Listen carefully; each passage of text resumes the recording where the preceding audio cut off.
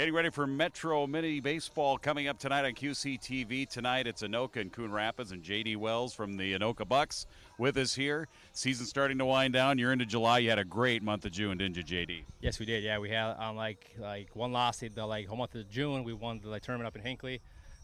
We had a lot of golfing with the boys, and it was a lot of fun. Yeah, it sounded like it was a fun trip, a team bonding type event. Yes, for sure. I mean, we were at the pool, the hot tub, the golf course, the casino for far too long, lost some money, but it's all fun. It's all fun. It really is, and the team is having fun. What have been the keys to the success of the Anoka Bucks coming into this one here tonight and for the season? Good pitching, all year. Smitty's been awesome, and then Dalton Hoffman, has been awesome for us on the mound. We've had, I think, four complete games from those guys, which is nice. Yes. And then our bats have been hot up until last week, I guess. But coming into last week, we had I think 5 games in a row with 14 hits. So a lot of hits for the team. Dalton Hoffman on the mound tonight, a crafty left-hander. Is there a left-hander that isn't crafty? I don't think so. I think we got Bub Lovis from Forest Lake. He's crafty. Joe Lewis, who's probably going for these guys tonight, is also pretty crafty. I think every lefty that we face in the league or even in the state, they're all pretty crafty. All right, beautiful night for baseball here at Castle Field. JD, thank you for the time. Good luck tonight. Thank you very much. All right, thank you. JD Wells from the Anoka Buccaneers. Get ready. It's coming up next. Anoka Coon Rapids Town Ball here on QCTV. Touchdown! She hit the line on the far side, and the Rebels win. Stop bleeding! Stop bleeding! He connects! Rebels with their first lead of the night. And the Andover Huskies are your section champion.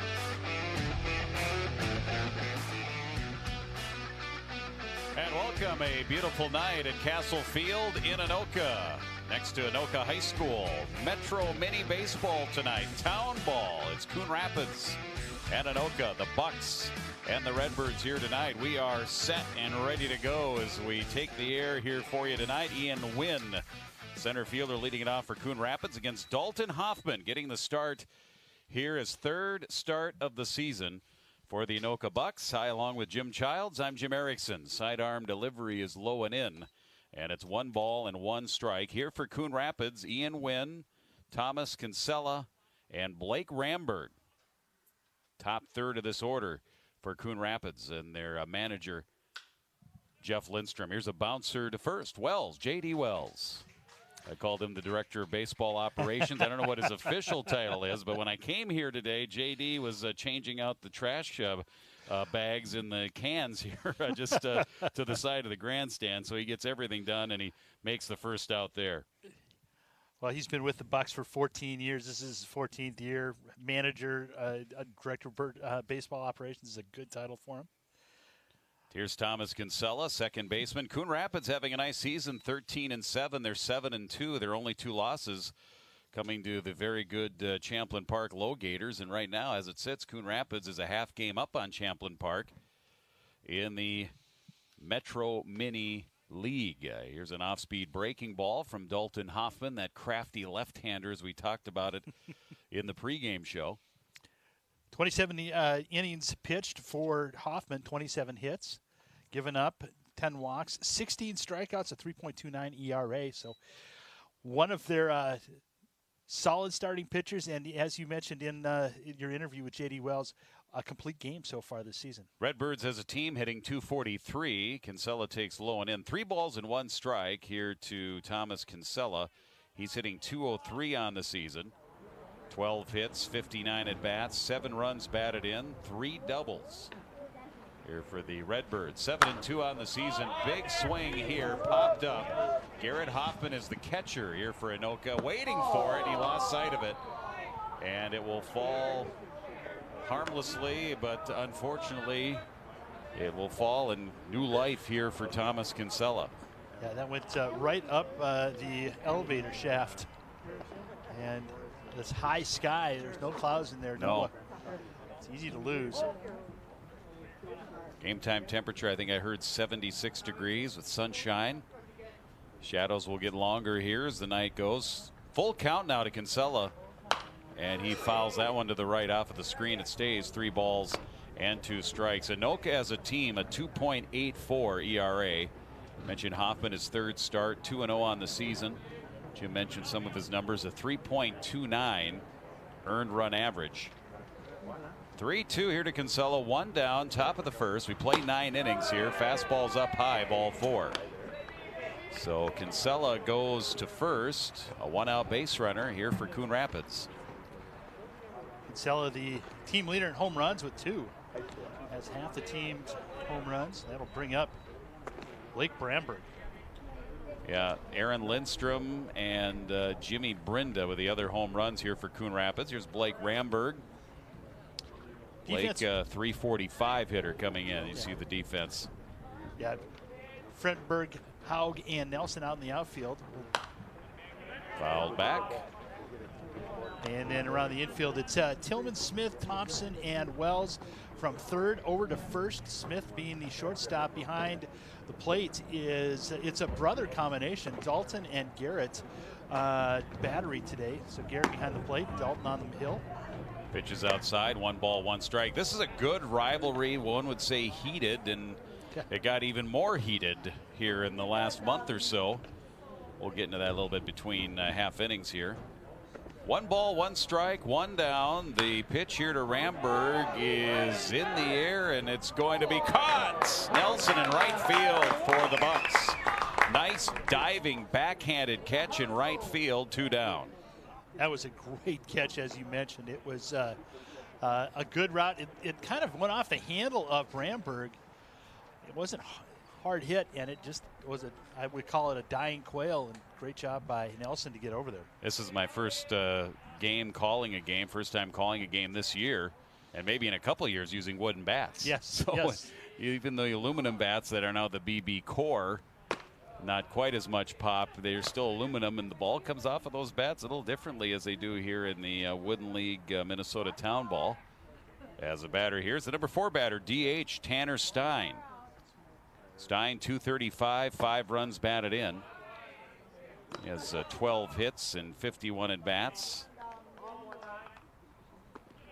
Ian Wynn, who led off this inning and grounded out to first, has 18 stolen bases. That has to be amongst the leaders in the Metro Minny. Pitches inside, and quickly now 3 balls and no strikes with the runner at first and 2 down, and Zach Sather is on deck for Coon Rapids. Both Hoffman brothers have played or are playing college at Bethany. Here comes the 3-0, and it misses a 4-pitch walk. So that puts 2 on, 2 walks this inning here for Hoffman. He came in striking out 16 and having walked 10. And now the left-handed swinging third baseman, Zach Sather, gets a chance to bat, hitting 204. As a team, Coon Rapids hitting 243. The key has been their pitching. Their pitching has been just outstanding with an ERA of 2.14 as a team. First pitch to Sather, and it's the fastball on the outside corner, 1 strike. Coon Rapids has won 3 in a row. They had that rescheduled game on Tuesday a week ago and a day ago. A week ago yesterday, 7-3. Then they beat Centennial 6-4, and most recently on Monday a 7-2 win over the Forest Lake Brewers. They've won 6 of their last 7 as well. 0-2 pitch pulled foul. And it's no balls and 2 strikes. Anoka, meanwhile, they won 8 in a row at one point in June. They went 9-1 in June, Jim. It was an outstanding June. They capped it off with, not quite capped it off because it wasn't the very end of the month, but they went up to Hinckley at Brendan Field and won the prestigious tournament up there. Yeah, that's a good time to get hot as you get through the 4th of July, get your break, and then get into that second half and get ready for the playoffs. We're here at beautiful Castle Field. Brennan Field is a much older field, but still very quaint and amongst the pine trees up there. 1 ball, 2 strikes. Changeup, he waited on it and popped it up in the shallow right center field. Coming over is Hauge, and Hauge makes the catch to retire Coon Rapids here in the top of the first. No runs, no hits. They leave 2. 1/2 inning here in this Metro Minny matchup. Coon Rapids and the Anoka Bucks. No score with Anoka coming to the plate. So news of notes for the Metro Minny league. This year they have a new rule in that if you get tossed out of the game by an umpire, it's a 2-game suspension. Well, it's a 14-game season and regular league season, so you miss 1/7 of the season. And one of the stars from Forest Lake was ejected from the game this last week. A center fielder, Jackson Hauge's teammate, Cam Klein. So he'll miss the next 2 games. Let's take a look at that lineup for Anoka. And their manager and head coach, Chad Hagestad. Of course, J.D. Wells does a lot for the club as well. And Jim, that's how the lineup for Anoka here, coming in 12-7. They are 5-4 in the league, 2 games back of first place Coon Rapids. Yes, yep, and good. And really, it's some solid hitters there. Jackson Hauge, outstanding. Nelson, Trent Fredenberg, Logan Piero, Nate Tillman, Garrett Hoffmore, Tanner Thompson, the Champlin Park Rebel, now playing for Anoka. That's got to sting a little bit, I would think. For one of them, and Hunter Smith, the Legion coach and shortstop for the Bucks. Joe Lewis pitches here tonight for Coon Rapids. Coon Rapids, their pitching has been outstanding. You take a look at Coon Rapids out in the field, but as a team, we mentioned 2.14 team ERA. Lewis already making his 8th start of the season, 4-2, 1.61 ERA, 44 strikeouts in 44 2/3 innings pitch. He's been a workhorse. 12 walks, 8 earned runs, giving up 28 hits. And again, you compare the walks to the strikeouts. 12 walks to 44 strikeouts here for Joe Lewis. And he's kind of been their ace, although Nick Carroll's been pretty good as well, who's pitched 18 innings and hasn't given up a single earned run. For Coon Rapids. Pitching has been their forte. Yes, absolutely. Anoka Ramsey, pitcher that now is throwing for the Redbirds. Around in the outfield, you've got Parr, Wynn, and Ramberg, and around the infield from third over to first, Sather, Brinda, Kinsella, Paulson. Behind the plate will be Reeves, and as you mentioned, Lewis on the mound. We mentioned Nick Harold, who is not in the lineup tonight, not getting the start, not pitching, but 18 innings, 0 earned runs. He could be drafted. The Major League Baseball amateur draft is just a couple of days away, I do believe. Yep, it is. And he's in his 2nd year here with the Redbirds. Played college ball at Winona State, playing college ball at Winona State out of Coon Rapids, so good luck to him. Here's J.D. Wells, the Anoka first baseman, to lead it off. Bottom of the first, no score against another lefty. A couple of lefties going here. Joe Lewis delivers, and Wells swings on the first pitch down the left field line. It is hooking and foul. Out of play, 1 strike. J.D. Wells, 311. As a team, the Bucks are hitting 307. Wells has 8 runs batted in, 23 hits, 74 at bats. And Wells also 9 hits in his last 10 games. I should say he has hits in 9 of his last 10 games. A number of multiple hit games in there. So he's been swinging a hot bat here for Anoka, as Anoka has been as a team, Jim. Yeah. Change up, swing and a miss, 0-2. Good pitch there by Lewis. Yeah, they just have fundamentally solid hitters. And we'll watch Jackson Hauge, who is one of the league leaders and had an excellent season down at Minnesota State Mankato. Trent Fredenberg has always been one of the league leaders. Good power. 0-2 to Wells, and he swings and misses. Lewis gets him. 1 down. 45th strikeout of the season here for Joe Lewis. Not overpowering at all. It was that crafty lefty that you had talked about. It was in and out and hit his location. Center fielder number 30, Jackson. Is it too cliched to say on a called 3rd strike that Joe Lewis gets the punch out? If that happens, I just want to check that with you early on here, Jim. I hope to hear that. Try to avoid those cringe-worthy calls, but Jackson Hauge, the center fielder here for Anoka, 1 down, nobody on. Breaking ball is low and in. Ball 1. So Lucas Nelson for the Bucks has a 9-game hitting streak. We'll see him next. He's in the on-deck circle. Fredenberg has hits in 10 of his last 11 games. J.D. Wells hits in 9 of his last 10. So these guys towards the top of the order here for Anoka have been getting things done with the wood. And it's 2-0 here to Hauge. Hauge at .559, 2 home runs. I mean, that's not a bad average, huh? Hauge is hitting at .559. Yes. And that's number 1 in the league with 34 at-bats, 19 hits, 2 home runs, 9 RBIs. You may have gone through those numbers already, but I think those numbers are worthy of both of us reading them, Jim, to be honest. Yeah.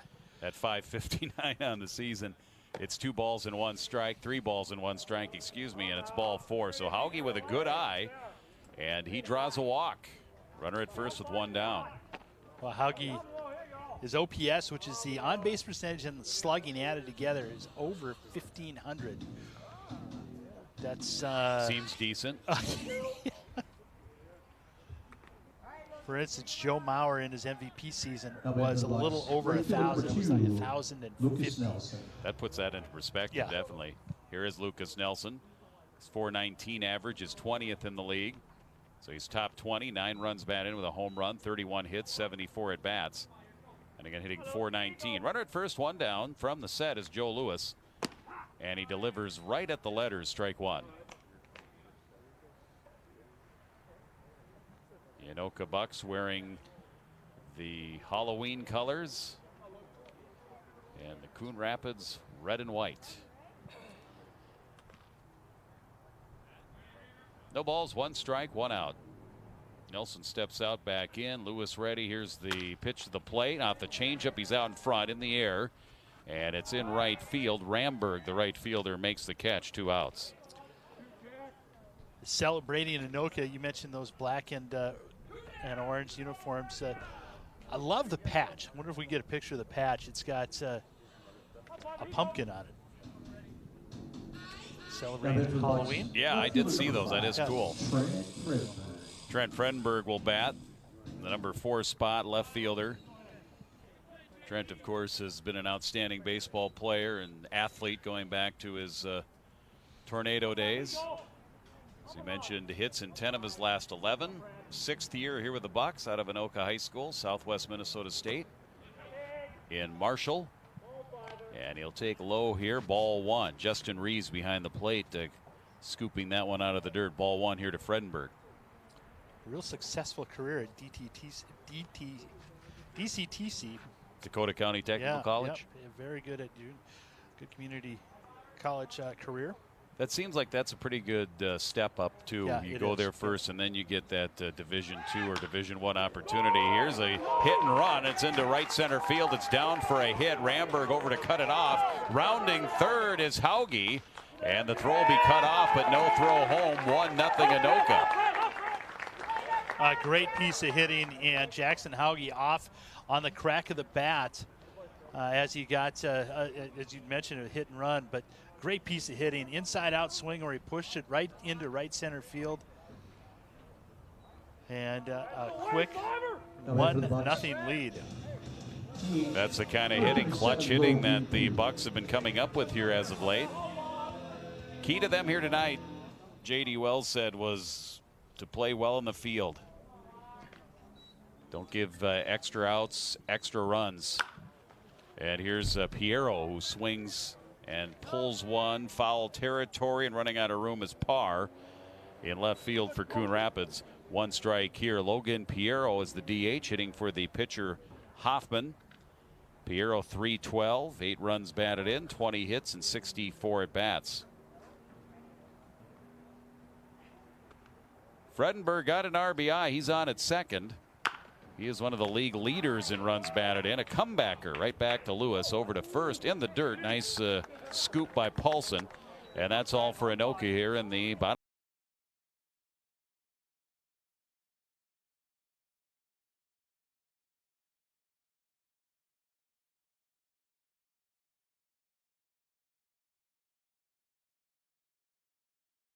When you look at the number of disasters in the U.S., chances are every area will deal with some kind of emergency in the next decade. And between school, sports, and social lives, chances are you won't be with your kids when it happens. Will they know what to do? Ready.gov/kids has the educational tools and information to make the conversation easy. When the time comes, chances are they'll feel prepared, not scared. So talk with your family today. Stand is precise, no margin for error. Dare to forget that. Dare to have fun with it. Get weird with it. Dare to send those old STEM theories flying past the neighbor's house into outer space. Dare to program something internet-breaking, record-breaking. Dare to blow their minds. Dare to learn the difference between sedimentary and metamorphic rock. Go find those rocks. Dare to keep daring. Dare to STEM. Check out She Can STEM to get started. We're back. Second inning, top of the second inning. Score 1-0 Bucks as both teams had two base runners. Fortunately for the Bucks, one was coming along to score. Yeah, run on a hit and the one left in that bottom of the first inning for Anoka. First batter here for Coon Rapids, Jake Paulson, on the ground to short. And nice play by Smith over to Wells. Yeah, one down. Paulson wasn't hit very hard. I think in years past we would have seen maybe a little bit higher chop to come off, but the infield around home plate and around the mound was just redone. So a softer surface. Yes. New grass. Here's Justin Reeves, the Coon Rapids catcher from Dalton Hoffman, is low 1-0. He mentioned the controversial part of this rivalry. These two teams played a game on June 15th that was won by Coon Rapids 4-1. Here's one line towards left center. Fredenberg on the run. He's not going to get it. That's all the way to the fence. Reeves heading to second, stand-up double. And somehow balls that are not approved by Metro Minny standards were in that game provided by the home team. Anoka noticed that. They played the rest of the game. It was about middle of the game that they noticed that. They played the rest of the game in protest. Final was 4-1 Coon Rapids. Anoka then filed a protest with the league. The league met. They voted. They decided that game can't count because of the balls not being regulation. They replayed the game last week, and it was won on July 5th, 7-3 by Coon Rapids. So same result, few more runs scored in that one. But a little bit of controversy, a little bit of heat added to this Coon Rapids Anoka rivalry. Yeah, it's. Here's a swing and a miss. The batter, Jim Brinda, 1 ball, 1 strike. Yeah, the lead did the right thing. They have 3 types of baseballs that you can use that have to be used, and any variance from that at all can, especially if they're different. Here's a little looper into left center. That's going to fall. Runner at second had to wait. So he stops at third. Brinda with a bloop base hit. Runners at the corners and 1 out here for Coon Rapids, and that tying run now is at third base. Longtime coach Don Bright coaching down at third. Both Don Bright and Jeff Lindstrom have been with the Coon Rapids Redbirds since the inception of the team back in 2005. Are going to get timeout. Yeah, 17 years. And they have had some great players come through. Yeah, it's impressive looking at some of the history of the Redbirds.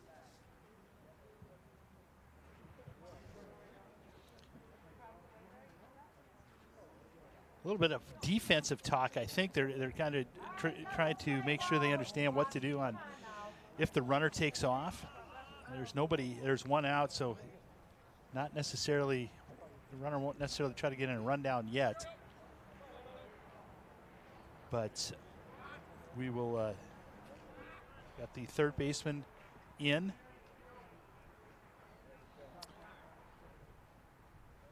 They'll hold with the runner at first. Wells holding with Brinda. First pitch swinging, and it's at Wells at first. Everybody's going to be safe. That was a hard hit ball. And again, Wells was holding and then had to shift and get into defensive position. That ball got to him in a hurry. And Parr will get and gain first base. It'll be first and second, run in. We're tied at 1. Yeah, good rip by that number 9 hitter to the left fielder. Official score, Jim. What are you going to give him on that? Hit. Yep, that's a hit. Yep. Hard hit ball. So that's 3 straight hits for Coon Rapids, and now this one gets past Hoffman, and he can't find it. The catcher for Anoka now will find it. Runners will move up a base, station to station. Brinda to third. Parr is at second base after Reeves scored the run on the RBI infield hit by Xander Parr. And the batter is Ian Wynn. And it's ball 1 to him. Rapids threatening for more here, already tying at 1-1. Runners at second and third. The Hoffman pitch. Little number towards short with the infield in. Smith checks everybody and fires it over to first. That's a huge out for Anoka. Now 2 down. Yes. Very good job by Smith to watch the runner back. And Wynn is fast. You had mentioned his stolen bases. He was moving down the line quickly. Good throw by Smith. And that'll leave it up to Thomas Kinsella. Big second baseman here for the Redbirds. Walked. His first at bat was stranded. That pitch is off the plate. Blocked and knocked down by Garrett Hoffman. 1 ball the count. Look at Anoka's roster. They have a few guys that played high school ball this year on their roster. Jake Gons, Regan Reeder, and Austin Lang were the 3 that I picked out that were on the Tornadoes club. And the pitch is up and in. Yeah, all 3 also on the Legion team. So getting some double duty. 2 down. Hoffman comes over the top and a swing and a miss. That is pulling the string. That sure was. Well, if you're interested in playing baseball, go be part of the Legion and Bucks as a high school player. But you will get a lot of playing time. Popped up. Another chance for Hoffman. He'll be the first baseman. Wells, in fact. It'll be in his vicinity.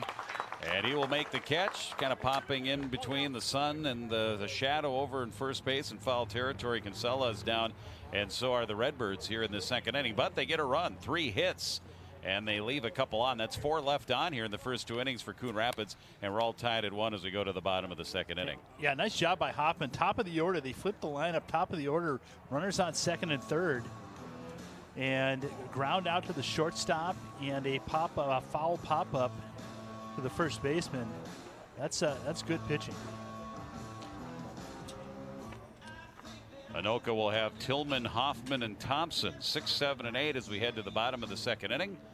1-1 is your score. This is our first Metro Minny Town Ball game of the season, so why not take a look at those Metro Minny standings we mentioned earlier. Jim, the Redbirds with a half-game lead on the always tough Low Gators, and the Blaine Fusion, always pretty good club as well, lurking. Yeah, and the Bucks not too far behind. They're just they're 2 games behind. They win tonight, and that gets cut to 1. Things get tight in a hurry then. Yep, they certainly do. You've got we'll get a chance to see next week Champlin and the Andover Aces over the next couple of weeks. So some good town ball teams coming up. That Low Gator team is loaded again. They have a young man who is also possibly going to be drafted, and I can't remember his name. We were talking about him with Coach Lindstrom. Sam Raiola. That's it. That's who it is. Yep. He's was down with Louisiana last year. Anoka Bucks, third baseman number 18, as a college Tillman. player, then went to St. Cloud State this year. Set the record for home runs in a season. I should know that. Blaine product, 2017 grad.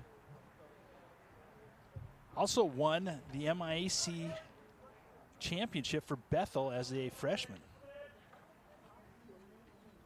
Nate Tillman here for Anoka. And Lewis delivers a little high. Ball 1, 1-0. Tillman, Hoffman, and Thompson in a 1-1 game in the bottom of the second inning. Tillman 275 with 11 runs batted in. Gets into this one towards the gap, and the fielders converging. Neither Parr or Wynn can get to it. It's going to be at least a double, and he'll stop there. Leadoff double for Nate Tillman, the Anoka third baseman. Boy, he got into that. Talk about the speed of Wynn. He had a long way to go, and he just about caught up to it. That was a rocket by Tillman. Yeah, and Wynn really showed off his speed, as you mentioned, Jim, to even be close to that where he was playing. 4th double of the season for Tillman. And the catcher, Garrett Hoffman. The runner at second, nobody out. Runner in scoring position here early in the bottom of the second inning. Still early in this game, the Joe Lewis pitch, and he hit him.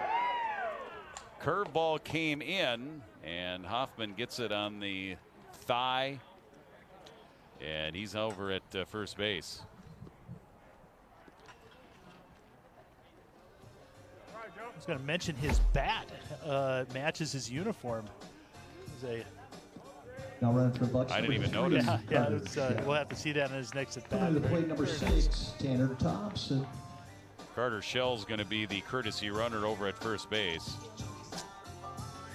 Carter Shell getting a chance to run over there. That's another Legion product, another high school. He was on the high school roster this year. Was, I think that one I didn't mark down, so Carter Shell is on there as well.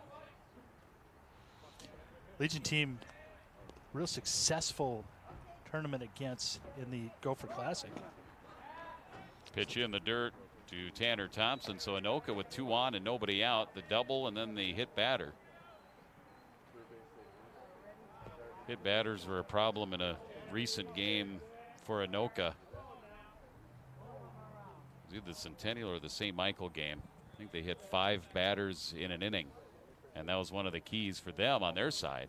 But here was a Coon Rapids pitcher hitting an Anoka batter. Squaring to bunt Thompson.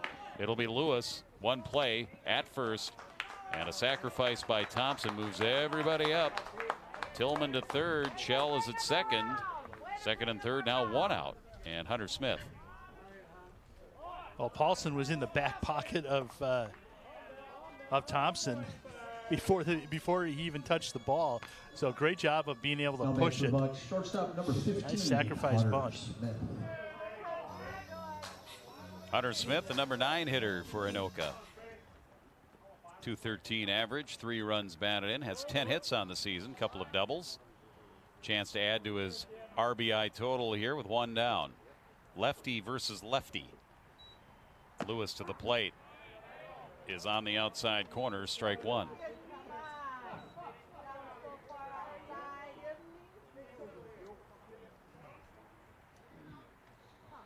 .213 hitter, 3 RBIs.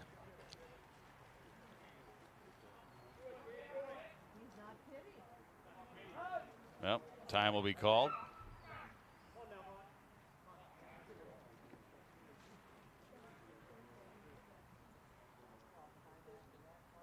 A little bit of a wind blowing from left to right. The sun out, off the end of the bat, going the opposite way. Parr coming in, shortstop Brinda out. He'll make the catch. Everybody has to get back. Nobody covering at second. And then it was bobbled. The runner at third is going to come. Here's the play. Not in time. The tag, the swipe tag by Reeves just a little bit late, and Tillman comes in to give Anoka a 2-1 lead. Heads up base running there, taking advantage, just a little bobble there at second base. Yeah, no RBI given to Smith, but it was a gutsy play. Throw up the line a little bit from Kinsella to Reeves. And Tillman was able to just get around it. You see right here, it bounces away from Kinsella. Kinsella with a quick throw, and it goes up the line. And just avoided the tag was Tillman. That'll be an error. As of now, an unearned run as we go to the top of the order for the Bucks. J.D. Wells, who struck out to start the game for the Bucks. Mentioned Wells hits in 9 of his last 10 games. Hitting .311, 23 hits. Lucas Nelson has 31 hits to lead Anoka in that department. 1 ball and 1 strike here to J.D. Wells.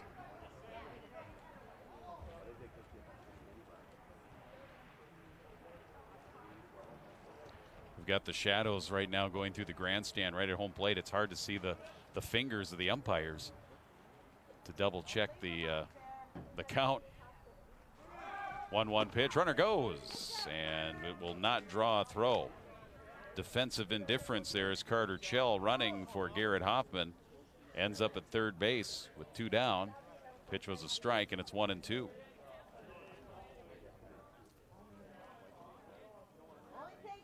Really, unless there's a wild pitch, really not going to be a whole lot of difference. 1-2 pitch swung on and missed. He got him. Wells is down swinging for the second time here tonight. Lewis has his second strikeout, and he leaves the runner at third, but Anoka strikes for one to take the lead. A run on a hit. There was an error, and a runner left at third. 2 innings here tonight from Castle Field. 2-1 Anoka on QCTV Sports.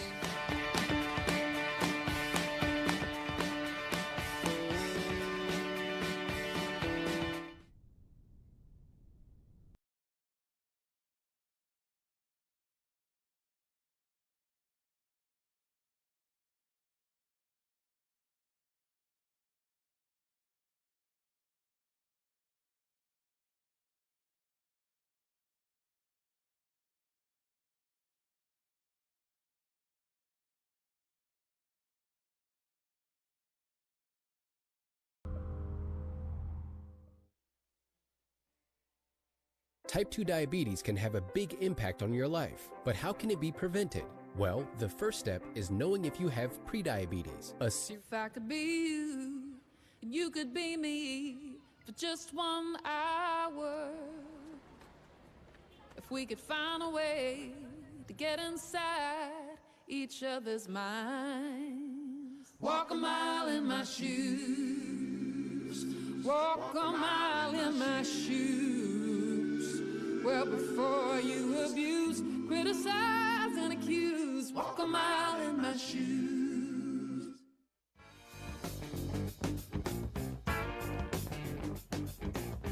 It's bring your dog to the game night here at Castle Field, which can be any night, really.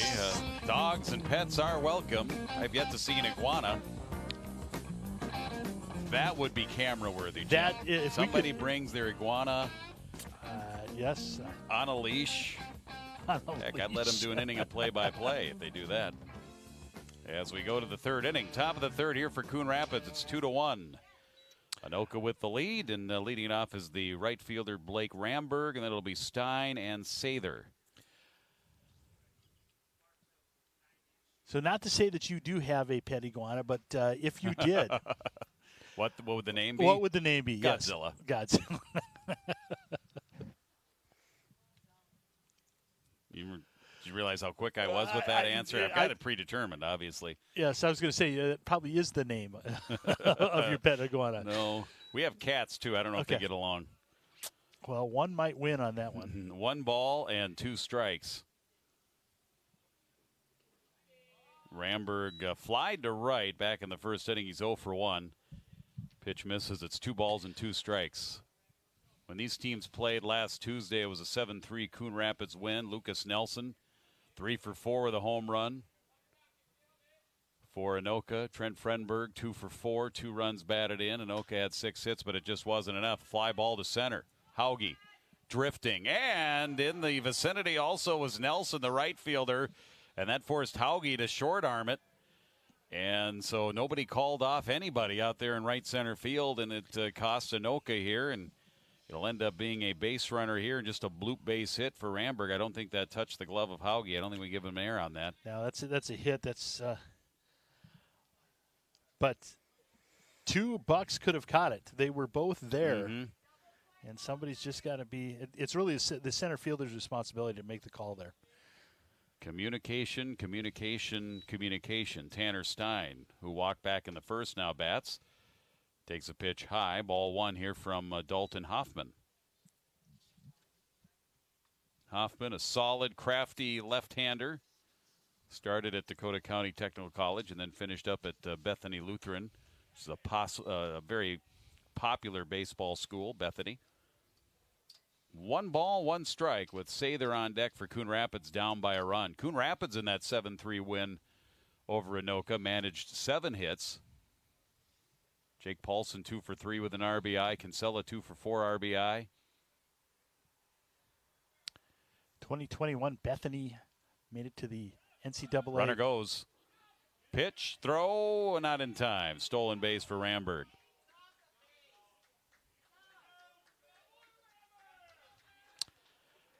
Some disagreement on whether he slid off the bag or not. Only one umpire tonight. And unless the umpire sees something truly definitive, he's going to make the obvious call. So as mentioned, Bethany made the Super Regional for in 2021 for the UMAC. Pitch to Stein, 2-1. And he swings and misses, evens the count here at 2 balls and 2 strikes. Coon Rapids threatening here with a runner in scoring position, representing that tying run. Ramberg at second. Hoffman's 2-2. On the ground, through the hole and into left field. That'll be a hit for Stein. Ramberg had to hold up with the ball in front of him just a bit. I don't think he would have scored regardless, as Fredenberg got on that one pretty quickly. But now, first and third for Coon Rapids and nobody out. Here's their number 5 hitter, Zach Sather. Yeah, not necessarily hard hit balls, either one of them, but they are finding spots where Buccaneers are not making the play. Sather with 8 runs batted in. He can add to that total here. 204 hitter coming into the game. First pitch to him, lefty versus lefty, is lifted in the air to left. Fredenberg having to fight the sun. Makes the catch. Ramberg at third tagging. Here's the throw, and it's not in time. Hoffman tried to hold on to it, and it got away from him. I don't even think if he had it, if the tag would have been in time. So Ramberg comes in on the sacrifice fly, and we have ourselves a tie ball game again. It's 2-2. Fredenberg threw a P. I mean, that was a frozen rope from almost deep left field. That was a closer play than I was expecting. Nice job by Sather, picking up his 9th run batted in. And now Jake Paulson steps in. And he'll take up and outside. Ball 1, 1-0. Paulson grounded to short for the first out back in the second inning. Paulson hitting .308. Top average among regulars, .367. Kirby Peary not in the lineup here tonight. Hits .367. Blake Ramberg .345. Xander Parr .394. Some of the higher batting averages on this Coon Rapids club. Runner at first, Stein. Wells holding there. The pitch by Hoffman on the ground sharply. One hop past Tillman and into left field. Stein is at second. Paulson at first. First air charge tonight against the Bucks, and that'll put him at first and second here, and 1 out. The sun is setting, and one of the opportunities with the way the stadium is laid out is that sun can kind of be in the eye, so when it gets hit to you, you have to jump. Don't know if that was really an issue or not, or if I'm making up an excuse for Nate Tillman. Reeves, the batter. Doubled back in the second inning. That was a 3-hit inning for Coon Rapids. Pops this one up into center field. Hauge drifting back, still drifting a little bit here. Will make the catch. Runner at second tagging Stein. Both runners tagging. In fact, here's a throw into third, not in time. Both runners are safe. So Stein to third, Paulson to first. 2 down now. And that'll leave it up here to Jim Brinda, who singled his first at bat, 1 for 1. That was another good throw by the outfielder. Just sliding under was Stein. Yep, Hauge out in center field here tonight for Anoka. Brinda, the number 8 hitter. Takes the first pitch, high ball 1. 1-0 to Jim Brinda. Brinda 243, couple of stolen bases. 7 runs batted in. That hit earlier was his 10th hit of the season here for the Redbirds. 1 ball pitch. This has popped up as well. Another chance for Hauge. Drifts in this time. Waits and makes the catch, and that's all for Coon Rapids. But they get on the board to tie the game again on the RBI sacrifice fly by Zach Sather to tie it up. They get a run on a hit and an error, and they leave 2 in this top of the third inning. Bottom of the third coming up. We've got a good one here tonight at Castle Field. It's Anoka 2, Coon Rapids 2. Well, it's dropped at 3 degrees now, down to 73 degrees. Humidity is sitting at 61%. The wind is in between like 11 and 12 miles an hour. And there's a few clouds. And where the few are, they are few and far between. I don't see any out there. So it's a beautiful night tonight. As you can see, we've got activity in the Bucks bullpen. So this last weekend was the Gopher Classic, and one of the host sites was Castle Field. It included 6 American Legion teams, including Brookings, South Dakota, Fargo, North Dakota, Millard West out of Omaha, Lionel Lakes, St. Louis Park, and the host team of Anoka. And the rave reviews from these teams on the site or on the park itself, the accommodations, and how accommodating the host team was off the charts. And so hats off to the Anoka baseball community for pulling off another great Gopher Classic. So tell me more about the format of the Gopher Classic. So many teams in the tournament. Obviously, they don't have one champion, do they? They have different pools, different classes. They do have. They end up. The winner of each of the host sites will go on to an 8 I think it's a 16-team single elimination format. Well, West Fargo won this year out of the 96 teams. They were the number 1 team. 96 teams. 96 teams. What an event! Yes, it's a great tournament. Largest tournament for American Legion in the country. This, of course, is the state of Minnesota has the most American Legion teams. Yep, it is a tradition. I mean, it falls right in with the town ball tradition. Minnesota's town ball tradition is up there with as many teams as anybody. And certainly there are states that don't even have amateur baseball and town ball. So both of those are great institutions that we need to keep going. Here's Jackson Hauge as the leadoff man for Anoka in the bottom of the 3rd. And in between innings, we got to see some of the fans here at Castle Field. Quite a few fans here, so it is popular. Hauge walks, scored a run in the first. First pitch swinging here, and he lines it into the gap in left center field. That one's got wheels all the way to the fence. Hauge heading to second. Stand-up double to lead off the 3rd. Well, that's not going to hurt his average at all, and now he's 1 for 1, batting around 600. You mentioned some of those fans here tonight. There was a van load from the Autumn Senior Living in Coon Rapids. Right down the road. I think I got that name right. Am I missing a word? Autumn Glen. Yes. Autumn Glen. Yep. I missed the Glen part of it.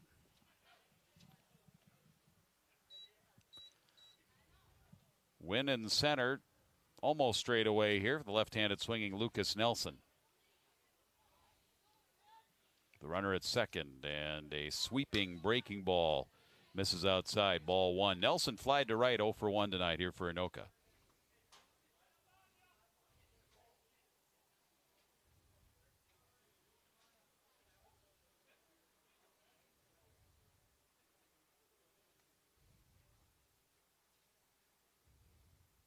One-0 pitch hit the other way in the air. Parr having to come in, and they're going to have to let it fall. Neither Brenda nor Parr could get it. Of course, the runner at second, Hauge, had to hold up. He'll pull up at third, but it's a little bloop Texas League base hit for Lucas Nelson. First and third, nobody out for Anoka here, trying to get that lead back in a 2-2 game. Well, if pitching was the strength of both teams, both pitchers have given up now at least 4 hits each. Yeah, that's the 4th hit of the game for Anoka. And as I count the number of base hits here, 4 hits as well for Coon Rapids.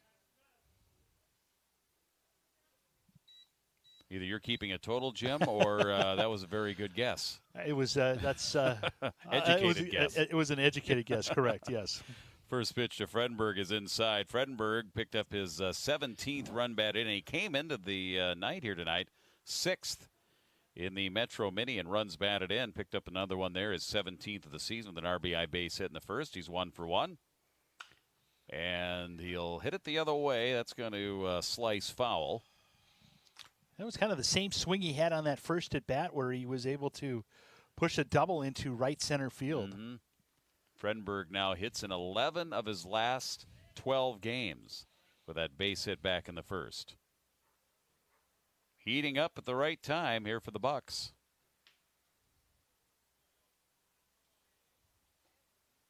Bucks have won 9 of their last 11, 13 of their last 17 after starting the season 0-3. 1-1 pitch. Fouled back off of the screen here at Castle Field, and it's 1-2.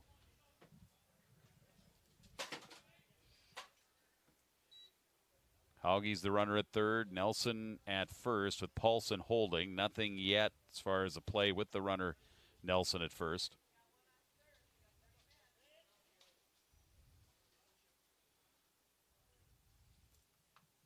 Lewis with a 1-2 pitch. Runner goes this time, hit and run, and it's through the hole into left field. That'll score Haugie. Nelson for third, and he'll slide in. So that allows Nelson to get the third with the hit and run. Wonderful call and hit and run there by the Bucks. They take the lead, and they again have runners at the corners and still nobody out. Yeah, nice job by. That's a second hit and run.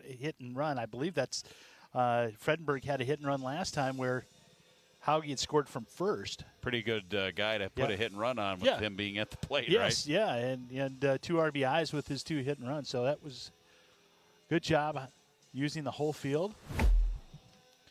And now time called. Good balance. Here comes swing. Jeff Lindstrom out to talk to Joe Lewis, who has been pretty much lights out this season, 4-2. And his earned run average below 2, coming in at 1.61. But they're talking defense as much as they're talking pitching in that scenario here with a first and third situation and nobody out. Yeah, Townwall probably telling the pitcher to don't give up such nice, sweet pitches to these guys. 3 hits in a row by Anoka. Third hit of the inning, 5th of the game. Now here for the Bucks and their number 5 hitter, Logan Piero. DHing. Grounded back to the first, or to the pitcher in the first inning. And the first pitch is a first pitch curve, misses ball 1.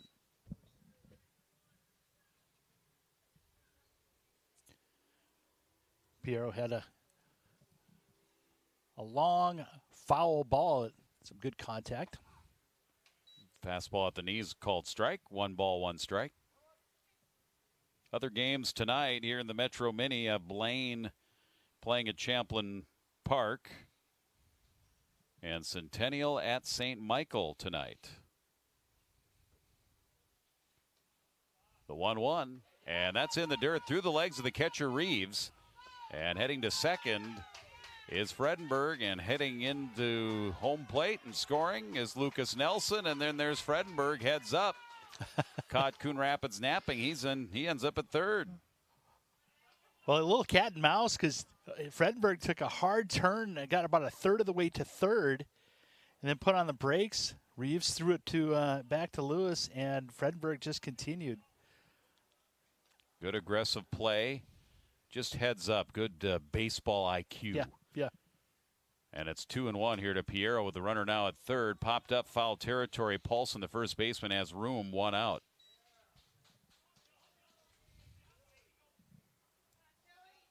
So that was a wild pitch because it looked like it hit in front of the plate or on the plate for Reeves, and it skipped. So many times if it hits the plate, it just skims right along the ground. You don't get the bounce. And that's exactly what happened there. Below his glove, through his legs, run in. And Fredenberg now at third, 1 out. And the batter is Nate Tillman, who doubled and scored on an error. 1 for 1 tonight. First pitch swinging here. He hits it pretty well to left. Parr going back, waits, makes the catch. Tagging at third, Fredenberg. He'll score easily. And it's the 3rd run of the inning. Big inning here for Anoka, as they now take a 5-2 lead. That's a good quality at bat. Fastball that was in on the hands. Tillman was able to push it out into left field far enough where Fredenberg was able to score. Tillman picks up the RBI here for Anoka. RBI number 12. one of the league or team leaders in that department. And here's the Anoka catcher, Garrett Hoffman. Base is now empty. All 3 base runners, all 3 hitters that reached base, scoring here in this inning for Anoka now with 2 down. And the pitch is outside. 1-1. Stolen base, wild pitch, sacrifice fly. Good small ball type baseball. Scoring in a variety of ways here in this inning for the Bucks. Here's a little blooper, and it's going to be caught. Kinsella, the second baseman, makes the catch. Hoffman down, Anoka down in the bottom of the 3rd, but a nice 3rd inning for Anoka. 3 runs, 3 hits in this inning. No errors, nobody left on. 3 full. We move to the 4th, and Anoka has a 3-run lead. 5-2 Bucks here on QCTV Sports.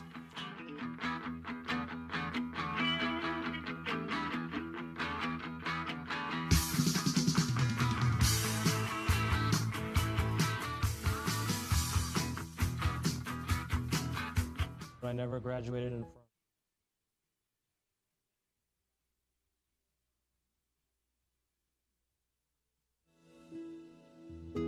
With the help of my father and having my son, that was all the motivation that I needed to come back to school.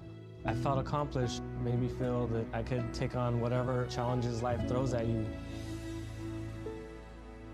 Find free adult education classes near you at finishyourdiploma.org. Did you get a call or message that mentioned Social Security that made you feel threatened or scared? That is not the Social Security Administration. Social Security will not threaten you, press you for personal information, or demand instant payment. Social Security does not accept payments by gift card, prepaid debit card, internet currency, or by mailing cash. Criminals use these forms of payment because they are hard to trace. Don't fall for it. Hang up, ignore them. Report this criminal activity to oig.ssa.gov. Produced at U.S. taxpayer expense. I never graduated.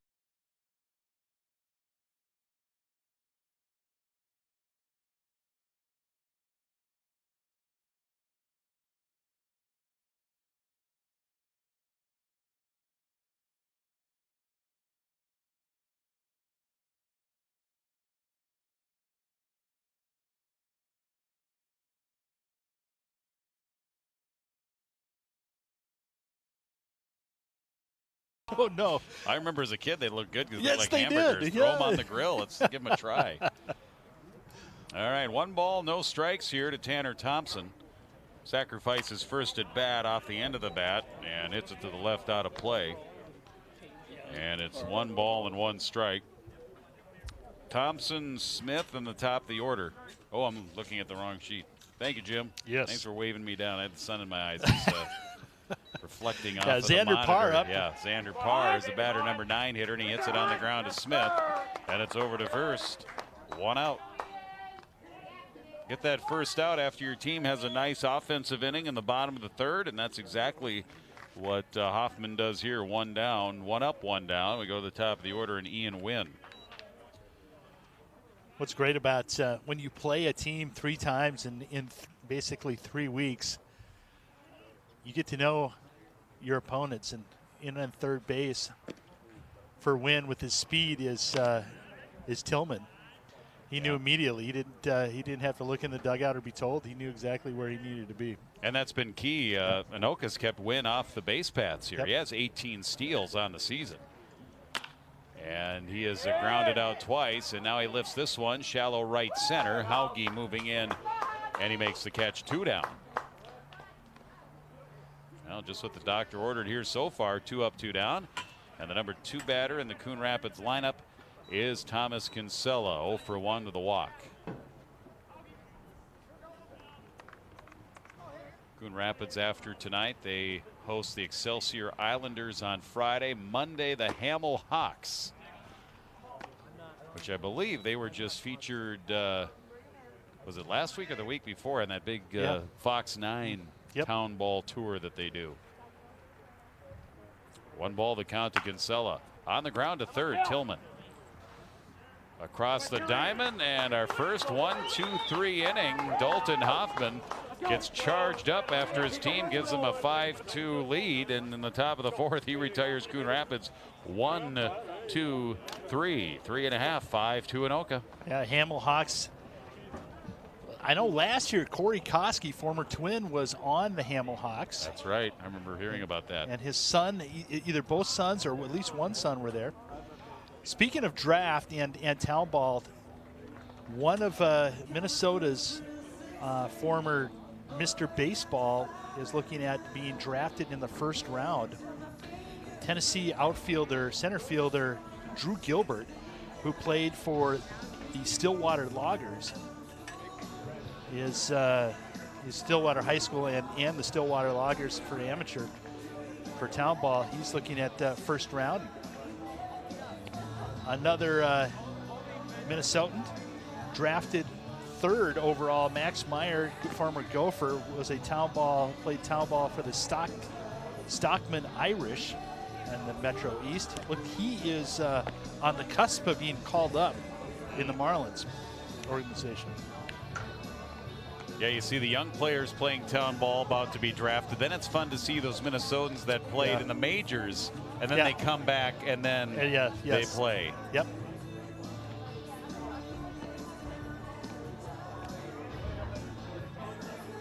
I saw a tweet today about a Champlin Low-Gator and a Anoka Tornado, former Anoka Tornado, Trent Palmer, who's playing AA for the Blue Jays.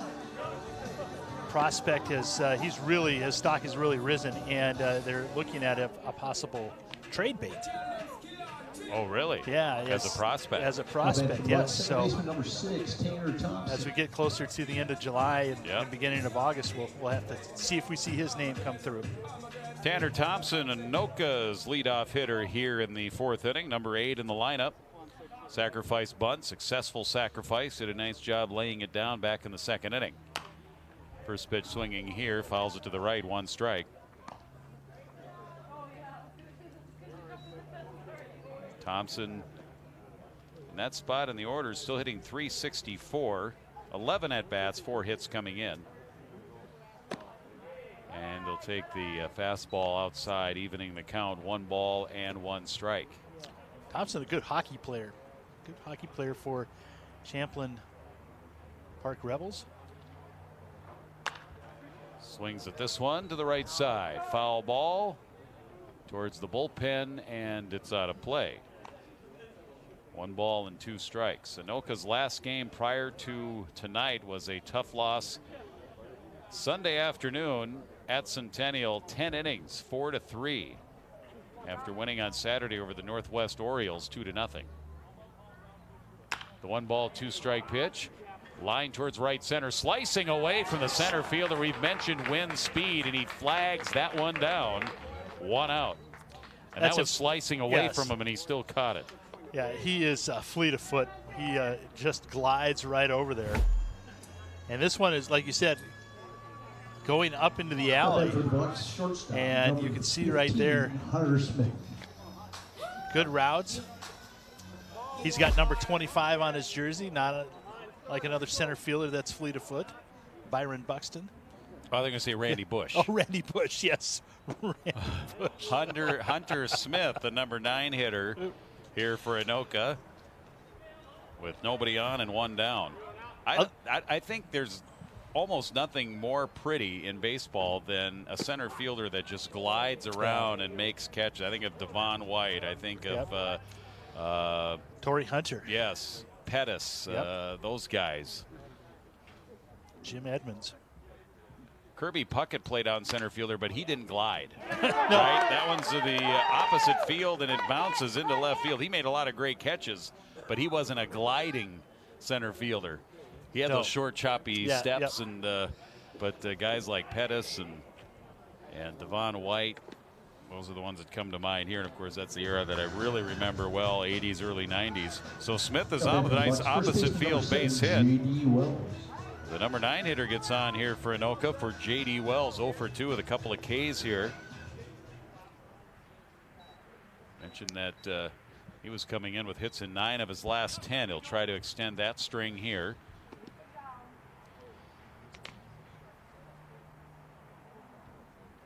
The Lewis pitch, fastball just missed, ball 1.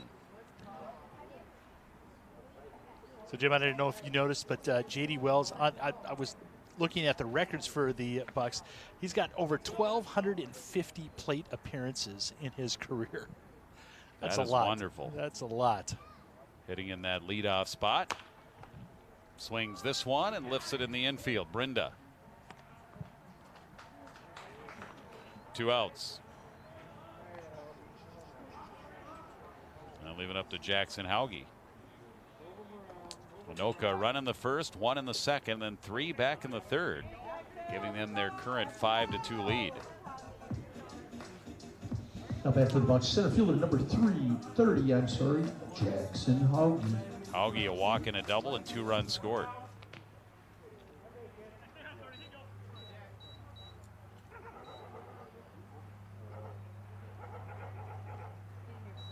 The Lewis set to the belt, called back.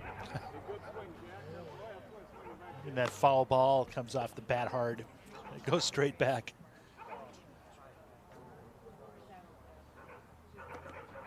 If Hauge gets on, Lucas Nelson. Hauge batting with 2 down. Smith at first. Paulson is the first baseman for Coon Rapids, holding with him there.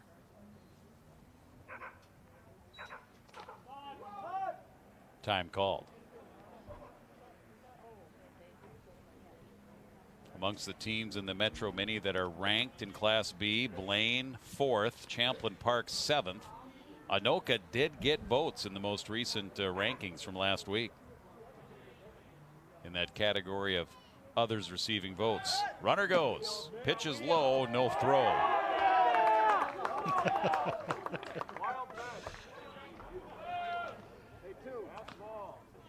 Good jump by Hunter Smith. I think he's surprised. Just by the reaction, just by the reaction in my first Bucks game I've seen, I assume he's not known for his base running or stolen base prowess. The way the reaction was from the dugout. Yeah, I think they were willing to bring out a bottle of oxygen. It's 1 ball and 1 strike to Jackson Hauge. Gets a runner in scoring position. Swing and a miss, and it's 1-2.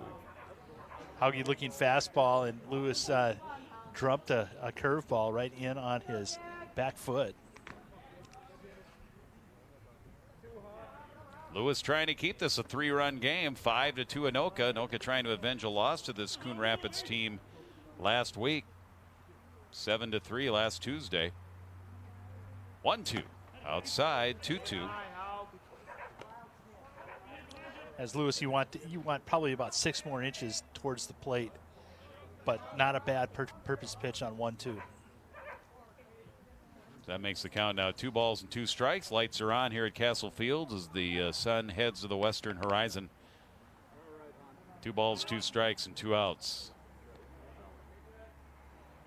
Here's the Lewis pitch. Hit towards center. Wind coming in. He's going to have to let it drop at third. And stopping there is Smith. And then heading to second, and the throw goes into center, and Smith will score. So good job, outstanding job by Hauge. It goes as a single, but then he pushed the envelope because they were focused on Smith at third. He goes into second, Jim. That forces the throw, creates a situation for a possible mistake. It does, and the run comes in to make it 6-2. Yeah, and that's the second mistake that we've seen on a throw to second. The shortstop came over, or the first baseman was a cut, and just threw it from his back. You can see right there, Wynn, the center fielder, put his glove up like he was going to catch it. And I think he was trying to bluff him. Yeah, trying to bluff. But with 2 outs, I don't know if it matters. Yeah, but Hauge just with good hustle. Yep. I mean, that is a hustle double. And when you put pressure on the defense, good things happen. Caused the error, so Hauge is at second, and the batter here is Nelson. Hit pretty well to right. Going back is Ramberg, and it's off the fence. So Hauge will score, and Nelson a stand-up double. Some 2-out damage here for Anoka, adding to their lead at 7-2 Bucks. Yeah, now Nelson not having the game that matches his statistics. The Bucks have really teed off on him. So Nelson give him an RBI. And time called. Here comes head coach Lindstrom, manager Lindstrom, out of the dugout. Lucas Nelson adding to his RBI total. That's his 10th of the season. He's had a good game. Jackson Hauge's had a good game. Trent Frenberg is a couple of runs batted in with a couple of hits. And now a 7-2 Anoka lead. Let's see who comes in. I've not been able to see the number yet. He's a right-hander. Looks like Jack Velocity, number 41. Yeah, I was hoping he'd pitch because I love his last name for a pitcher. Well, hopefully I got it right. Velocity. You did. Yeah, okay, good. We didn't even go over that, and you got it right. Squirrel finds a nut. Jack Velocity, first year here with the Redbirds, Coon Rapids native. He will pitch here in relief. 27 innings pitched. He's it's his 5th relief appearance. He's got 5 starts. He's 2-0. He's given up 28 hits, 6 earned runs. Got an ERA of 2 flat. 24 strikeouts in those 27 innings, almost a strikeout an inning, and giving up 10 walks. This will be his 11th appearance. He's made 5 starts, so he's kind of a starter / reliever. And it will be his task here to keep this at 7-2 and not allow it to get any further out of control here for Coon Rapids. Anoka with a couple of runs, benefit of an error. That second run will not be unearned because the error that allowed the Hunter Smith run to score, that cannot be assumed as an out. It was just a bobbled ball and a throw to second. Yep. So no assumed out there. So technically still Hauge comes in. That's an earned run that'll be charged to Joe Lewis. So Lewis with 7 runs, 5 earned in his 3 2/3 innings. Left fielder number 5, Freddie Fredenberg. Trent Fredenberger, 2 hits today. Lewis gave up 7 hits. Fredenberg 2 for 2 with 2 runs batted in. RBIs 17 and 18. Top 5 in the league in that department. Has a chance to really blow this open here for Anoka, and he takes low and in. 1 ball, the count here to Fredenberg.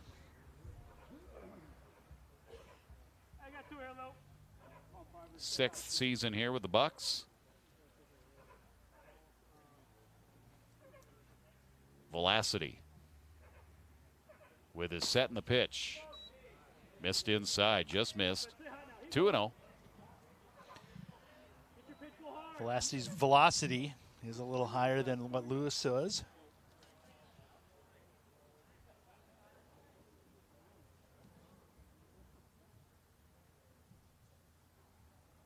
Here's Jack's pitch, and it's now 3 balls and no strikes. He's facing Fredenberg here. First batter Velocity is faced.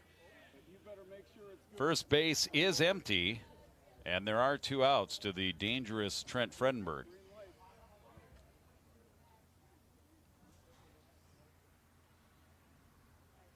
.30, and he fouls it.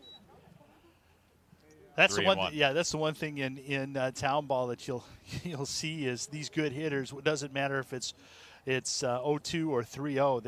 If they see a pitch they like, they're going to go after it. Green lighted. Yep. 3-1. Nelson at second.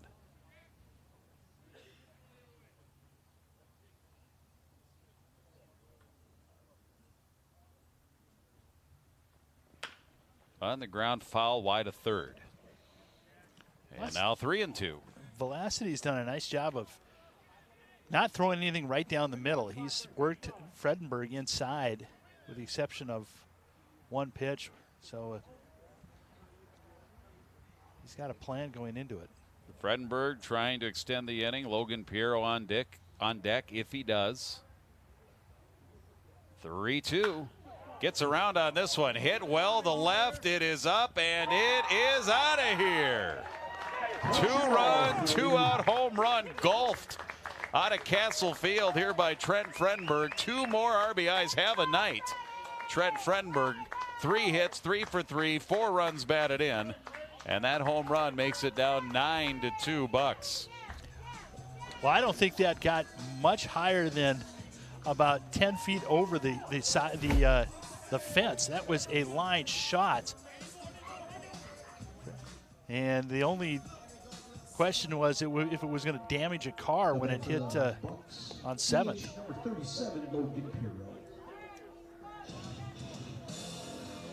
Now here's Logan Piero.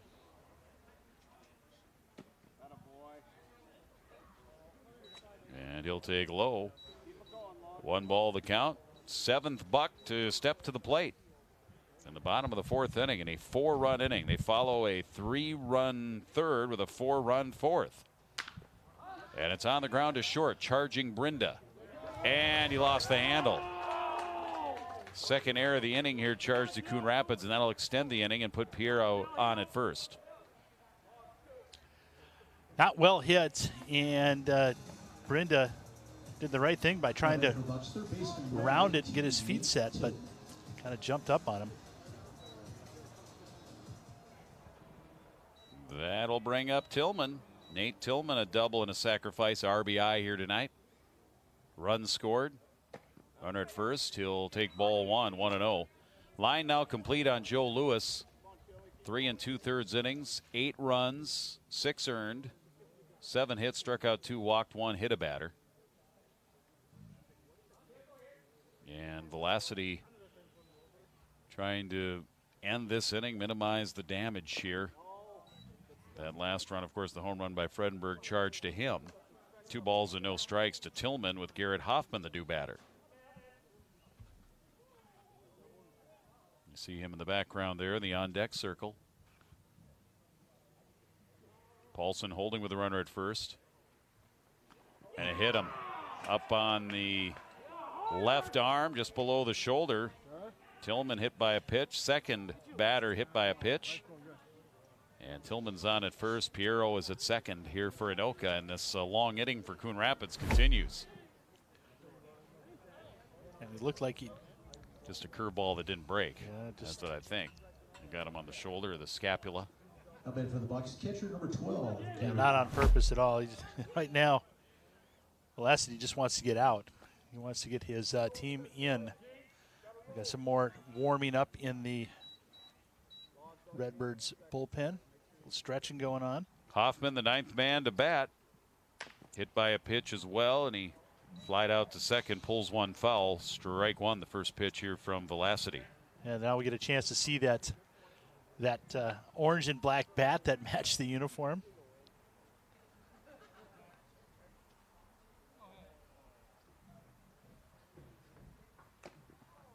Swing and a miss. 0-2. May have gotten a piece of it into the glove of Reeves. But regardless, no balls, 2 strikes. Not holding with the runner over at first is Tillman with first and second.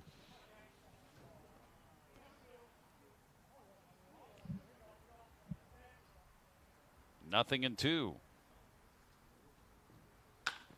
On the ground through the middle. Getting to it is Brinda. No, he can't. It's by him. That'll score another run. Piero will score. Tillman ends up at third. And Hoffman is on. Official score, Jim? That is a hit. You got a good look at that? I didn't get as good of a look at it from my angle. That's a hit. So we'll give Hoffman a base hit, give him an RBI. Piero scores, Tillman at third, Hoffman is at first. And did we get a courtesy runner over there as we do? As normal? Is it Chell? It looks like it is Chell. Carter Chell. And now Anoka's batted around here. Tanner Thompson led it off here this inning. 10-2 now Anoka.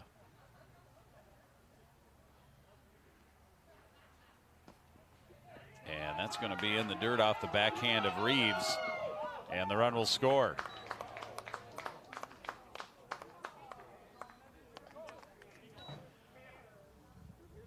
Tillman in. Chell goes to second. And now 11-2.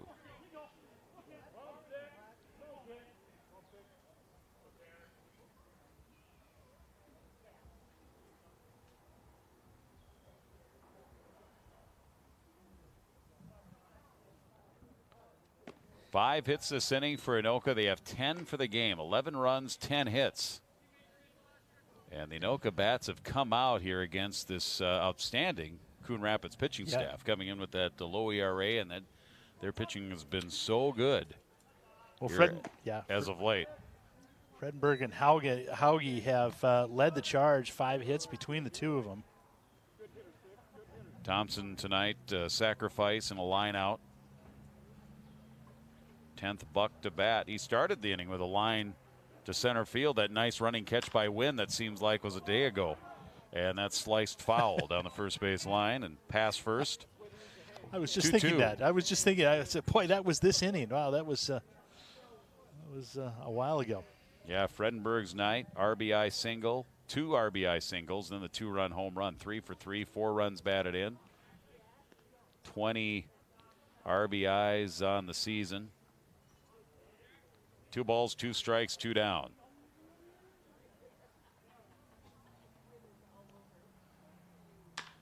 Hit the other way. That'll be in there for a hit. Ramberg up with it. Here comes the throw. Caught off. It's another run. And now 12-2. Anoka. Thompson. RBI opposite field base hit. Give him a run batted in with Chell coming in to score. That was a great piece of hitting by Thompson. Outside pitch. Went with it and pushed it right to line drive right over. A lot of times you end up dropping your hands and popping it up. That was just a great piece of hitting. As you see, right, Thompson. Hands go right through that ball. Hunter Smith, the 11th man to bat here for Anoka.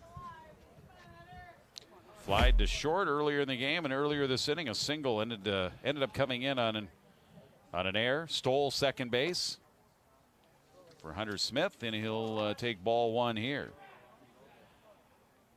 Well, now he's got a stolen base. That's his 3rd stolen base of the season. Okay, well, I looked at the stats. Yeah, so he is. That wasn't as rare as yeah. we were led to believe by the crowd's reaction.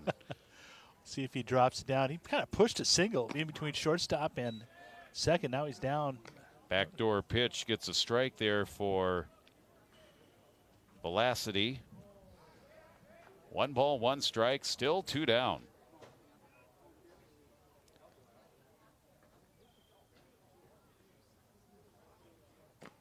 And that's going to be off the shin guard of Reeves. Wild pitch. Thompson trying for third as Reeves will throw it back to the pitcher. Well, good hustle by Thompson to get all the way around to third. I don't know if that stung Reeves or what, but I don't know if he had trouble picking it up along the yeah. backstop. Thompson basically a 2-base wild pitch. He's 90 feet away here. Anoka up by 10, 12-2. And the pitch is a ball, 3 balls and 1 strike. And the top of the order, J.D. Wells on deck.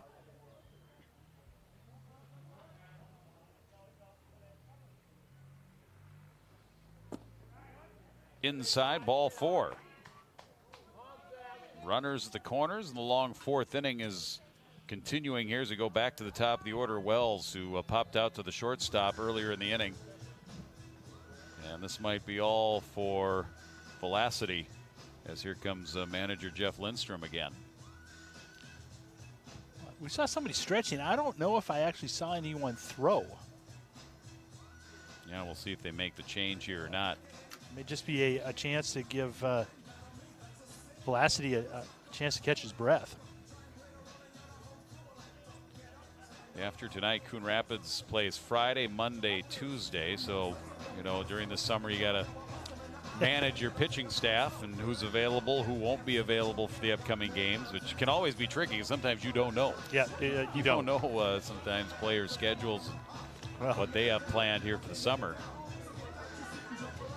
Now batting for the Bucks. Well, not only do you have that, but, you know, work Yes. trumps baseball at times. It sure does. Kids trump baseball at times. Especially when you got to pay for $5 gas. yeah, got to work. J.D. Wells, 0 for 3. And he'll slap one into right center field. His first hit of the game. That'll bring in another run. 13-2 Anoka. RBI base hit here for J.D. Wells. And that extends his streak now He has 10 hits in his last 11 games. He had the 2 strikeouts and the pop out to short, and he connects there with the RBI hit. Yeah, I think he was glad to see Lewis gone off the mound. Center fielder, number 30, Jackson Hauge. Well, at this rate, these guys will have 8 or 9 at bats. Everybody will have a chance to get a hit. That's the 12th hit of the game. Here for Anoka, Wells at first. Thompson comes in to score. Smith is at second. And here is Jackson Hauge. All these runs unearned because of earlier error out of this inning here. 5 of the runs, 5 of the 8 unearned. 8 runs in here for Anoka. Big, big bottom of the 4th inning. 1 ball and 1 strike here to Hauge.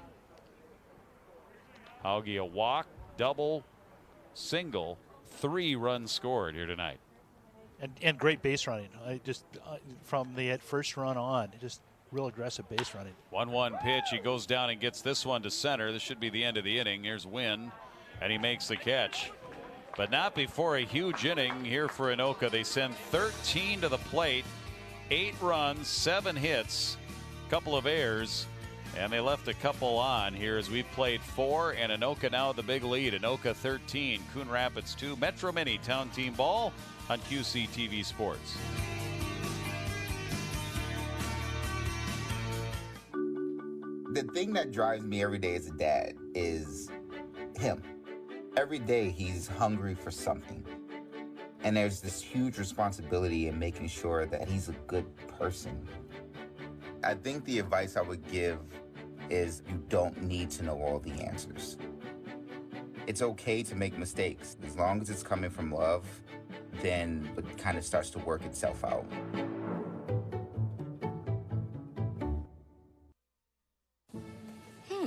Maybe you can make retirement happen. After all, you made her college years happen. Opening that education savings account when she was little. Spearheading a campus tour. And another, and another, and another, and another. Bam! Deciphering financial aid. She was like, what? Well, now she's like, you aced planning for college. Now get the tips you need to get on track at aceyourretirement.org.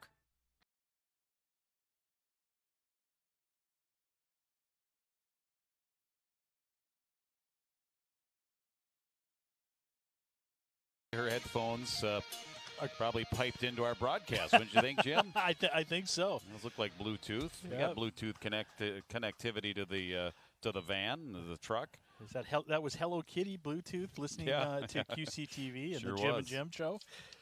I knew you have one just like that. Blake Ramberg, the leadoff man here, is retired, 1 down. Mine's a little bit bigger. Yeah, that was the kid's size. Yeah. So Dalton Hoffman, who sat in that long bottom of the 4th inning, comes out and starts the top of the 5th, getting Ramberg, and now he delivers to Stein down low, ball 1. Stein, a couple of walks here for Coon Rapids. 6 in a row set down by Hoffman. Low and in, 2-0. Yeah, he retired the last 2 of the 3rd, and then got Coon Rapids 3 up, 3 down in the top of the 4th, which seems like a week ago. Right? Yes, it does. 2-0 on the outside corner and 2-1. And a lot of times, even at this level and lower levels, the pitcher that isn't playing and in the regular lineup like Dalton Hoffman, you sit for that long. A lot of times, they'll bring a relief pitcher in, not because Hoffman's been performing poorly, but because of just a long time of being in the dugout. Yeah. But apparently everything's good with Hoffman. He's loose and easy to be loose on a nice warm night. Yep. Crafty lefties never get That's right. tight. That is true. 3-1, and that'll skip by the catcher Hoffman on ball 4. So Stein has walked here. And I want to say that is, he didn't walk. That's the second of he's been on base 3 times and he's walked twice. So runner at first with 1 out for Zach Sather. 3rd walk given up by Hoffman tonight. Some activity in the Bucks bullpen.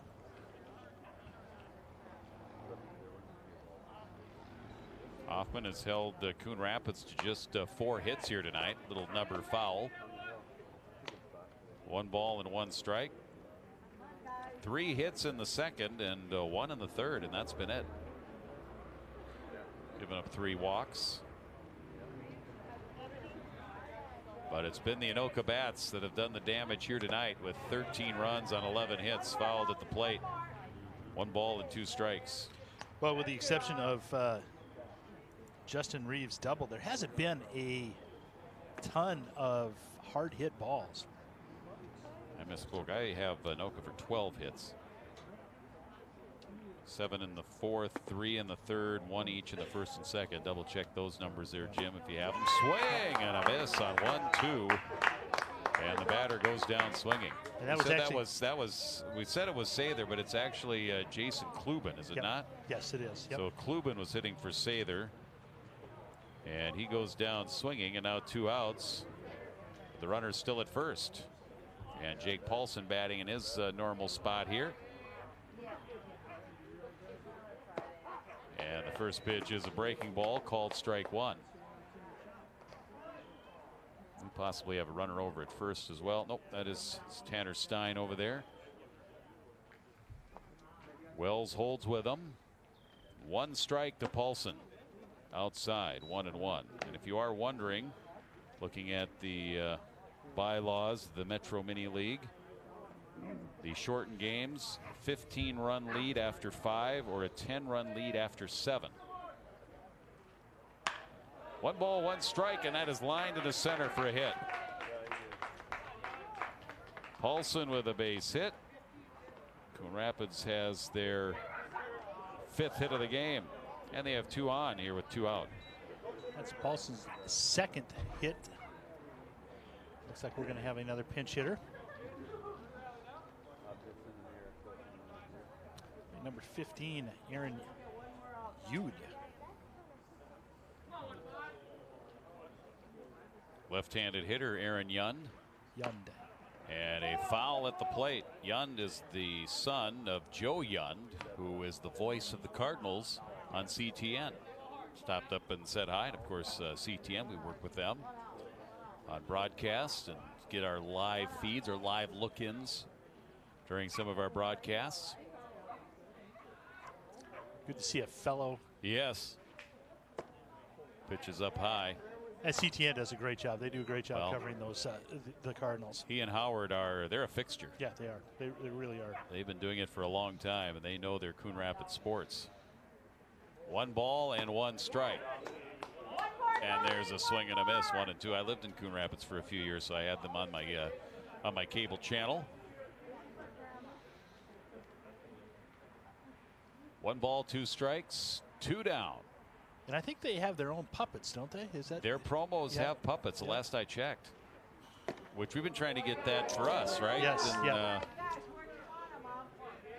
there is a Jim puppet on order now. We just got to figure out which Jim. Yeah, I'm sure it's interchangeable. It's like legendary Mr. Potato Head. You just move things around, which I think is what they do with Muppets. Yeah, the hair. Oh, for that becomes a Joe puppet then. 3 balls and 2 strikes. 3-2. 2 down. And Hoffman trying to keep Coon Rapids off the board here. Nice 13-2 lead for Anoka. Coon Rapids batting in the top of the 5th. Here comes that 3-2, and he missed. That'll load him up. Stein to 3rd. Paulson is at 2nd. Well, nice at-bat by Yude. Right now, Coon Rapids, if they want to get back into this, they need base runners. Brenda will bat. Singled in 2 plate appearances tonight. Swing and a miss. 1 strike. And they're trying to get Hoffman here through this inning so he can qualify for a win. If the lead holds up here for Anoka, of course. 0-1. On the outside corner, it's now 0-2. Hoffman is putting a little juice behind these. We're throwing as hard as he has all game. Bases full here for Coon Rapids with 2 down. Hoffman 0-2. Swung on and missed. Boy, he reached back for a little extra. And he blew it past Brinda. And he goes down swinging. Second strikeout of the inning for Hoffman. And he retires Coon Rapids, and they leave the bases loaded in the top of the fifth. Bottom of the fifth coming up. And it's 13-2, Anoka Bucks. Well, the schedule is coming up for both, and we've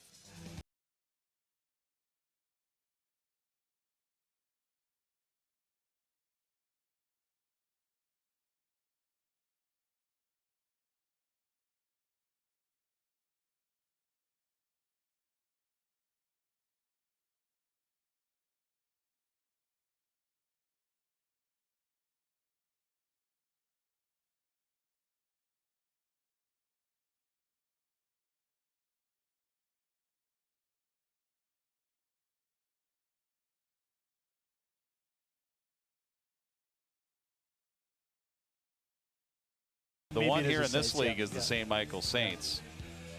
The Bucks schedule, you've got the Fusion, Northwest Oreos, the St. Paul. Did you say Oreos? Orioles. Did No, I think you did say Oreo, but I heard Oreo. I haven't had dinner yet, okay, so I'm be sorry. careful with that. Oreos. Or I'm going to have you run to the store. I see a store right across outside of center field here, beyond center field. There's somewhere. I'm sure there's somewhere in that store there's some Oreos. I saw someone walking through with a pizza from the concession stand, so if you're all right with that, I'll run down and grab you a slice. No, I won't be able to eat it on the air. That's one of my pet peeves. I just think that's a courtesy for the listeners as well. Here you see the concession stand doing a good business here tonight. That's right. As Anoka bats in the fifth inning, and again in the fourth inning, they sent 13 to the plate. 8 runs, 7 hits, helped out by a couple of errors. We've got a new pitcher as well, Steve Shore, number 28. And behind the plate, Yude comes back behind the plate.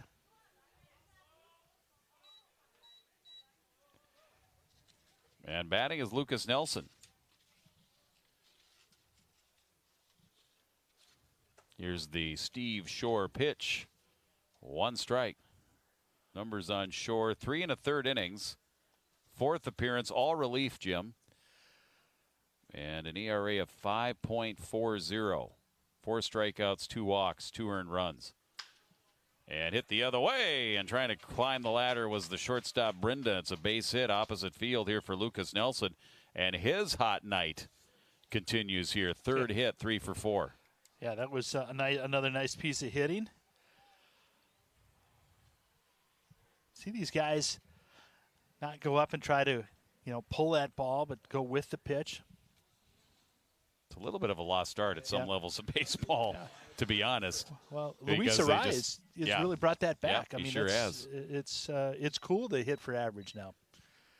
And it's cool to be able to not have a team pull the shift on you. If you yeah. spray the ball around, they're not going to shift on you more than likely. You're absolutely right with that. And love to see that go away someday. Speaking of a hot bat, here's Trent Fredenberg, 3 for 3 tonight. 4 runs batted in, last at bat, a 2-run homer. When he went down and golfed it, line drive over the left field fence in between the light pole and the left field foul pole. 2 balls and no strikes here to Trent. He's been a treat to watch tonight. He has. 2-0. Made a nice throw, almost getting a runner at home on a sacrifice fly. Pitch was across the knees, and it's 2-1. See if he can get his 4th hit of the night. Shore with the set, delivers low and in. 3 balls and 1 strike. You can see the light starting to take effect here, a little twilight.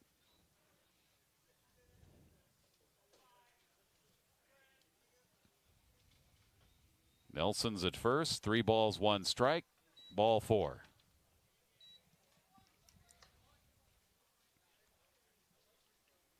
Shore, the 3rd pitcher here tonight. Lewis started, then Velocity, and now Shore here in relief to start the 5th.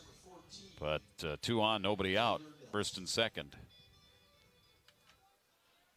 Logan Piero, who was part of the Legacy Christian Legacy team, rip out the center field. And actually, it's a pinch hitter here, and it's well hit out to center, and Wynn was unable to make the catch. And rounding third is Nelson. Fredenberg coming in. He almost passed him. He was on. And it's going to be a double, 2-run double. And now 15-2. Well, Fredenberg had the angle to be able to see that Wynn was not going to catch that. And at second base, you had a little different angle, but Fredenberg was crawling up the tailpipe of Nelson. Taylor Nelson, double and 2 runs batted in. Taylor Nelson was the pinch hitter for Logan Piero there in the DH spot. And now we'll get another pinch hitter. Here's Zane Vitens. And he will take a strike. So Anoka, the Bucks with a big lead here, able to get some of their reserves in. It's Vitens. Kind of Zane Vitens is kind of how you pronounce that. And Zane will foul it back. 1 ball, 2 strikes. Oh, that hit the truck. Third of the year. Yeah, third. Now, does that include spring and summer or just summer? Spring and summer. Yep. So, and we got the second one yesterday. That one was a hard hit. I think we had a dent yesterday. Vitens here will foul it back. I heard it hit something. Yep. I wonder if Taylor could tell us. Did it hit the back part of the truck or the C or the yeah. T?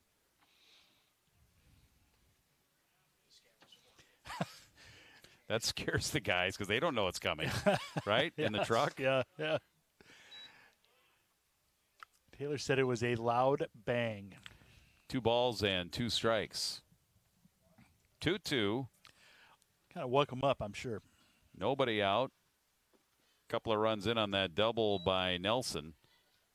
And this one's low. That'll fill the count. 3 balls and 2 strikes. Score sheet a mess. Yeah, here on the Anoka side. Popped up, shallow right. Ramberg, the right fielder, comes in, makes the catch.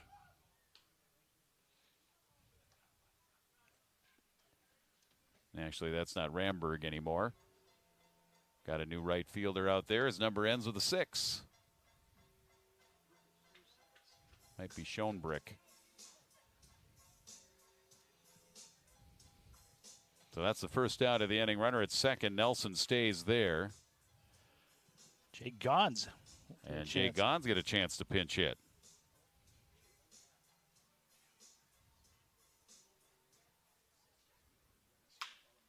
And he'll swing at the first one, hit right back to shore. And his toss to first for the out, second out of the inning. Nelson moves down to third. Tanner Thompson, the second baseman, sacrificed tonight, lined to center. And his last at bat, an RBI base hit late in that being 8-run fourth inning. 15-2 Anoka lead, bottom of the 5th. Thompson's one of 3 Mavericks on the team for the Bucks. 1 strike. Minnesota State Mavericks, good baseball school. What kind of season did they have, Jim? I didn't look. Here's a little bouncer off the end of the bat. Second baseman Kinsella's got a chance to make the play, and he does. Over to Paulson, and that'll end the inning. We'll have to follow those, finish those thoughts when we come back here as Anoka's down in the bottom of the 5th. They do get a couple of runs, 2 runs, 2 hits, and 1 left on. So we'll go to the 6th. We played 5 here, and Anoka's expanded their lead, 15-2 Bucks here on QCTV Sports. What is dementia? Is it the same as Alzheimer's? If someone has memory loss, does that mean they have dementia? Millions of Americans ask these questions every day. Hello, I'm Kevin Jameson, volunteer and president of the Dementia Society of America. Please request our free guide filled with facts about dementia and ways you can keep your brain as healthy as possible. Go to 1-800-DEMENTIA.org or call 1-800-DEMENTIA. You want to live your life to the fullest, and we can help. Jordan knows he shouldn't eat this entire bowl of nachos, but tonight he's earned that right. Because a few hours ago, in the middle of happy hour, he recognized a sign. Not from the gods or a bolt of lightning, but from a double heart, a kissy face, and a fourth ha in ha ha ha. That's when Jordan knew he was buzzed. So when it was time to go, he got a ride home instead of driving. Be a legend like Jordan. Recognize your buzzed warning signs and get a ride home. Buzz driving is drunk driving.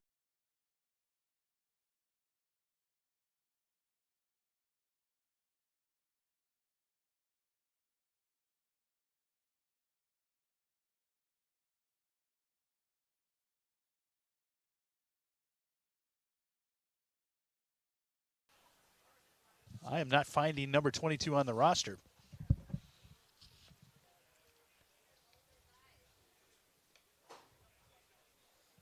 He's on the score sheet. Zach Campens.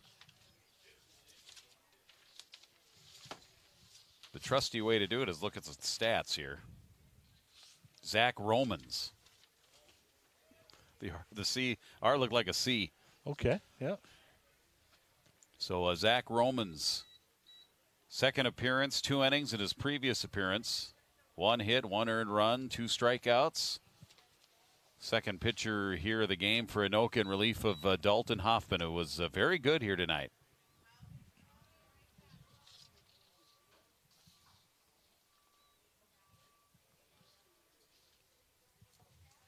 Yeah, he had a real nice night tonight. 2 balls and no strikes here to Xander Parr.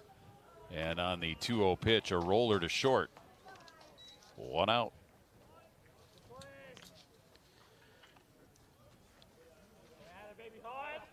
Anoka here, if this one finishes the way it is right now, would get a season sweep, or excuse me, a season split with Coon Rapids. And of course, they could face in the section playoffs. Section playoffs begin August 5th, run through August 13th.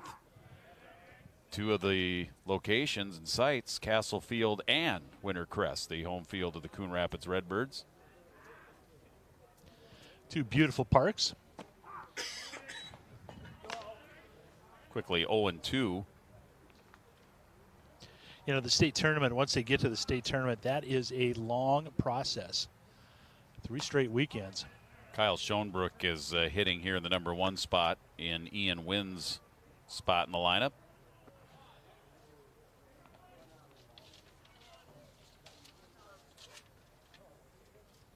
Schoenbrook, 130 hitter, 3 hits, 23 at bats. Fouls this one straight back, clangs it off the backstop. 0-2.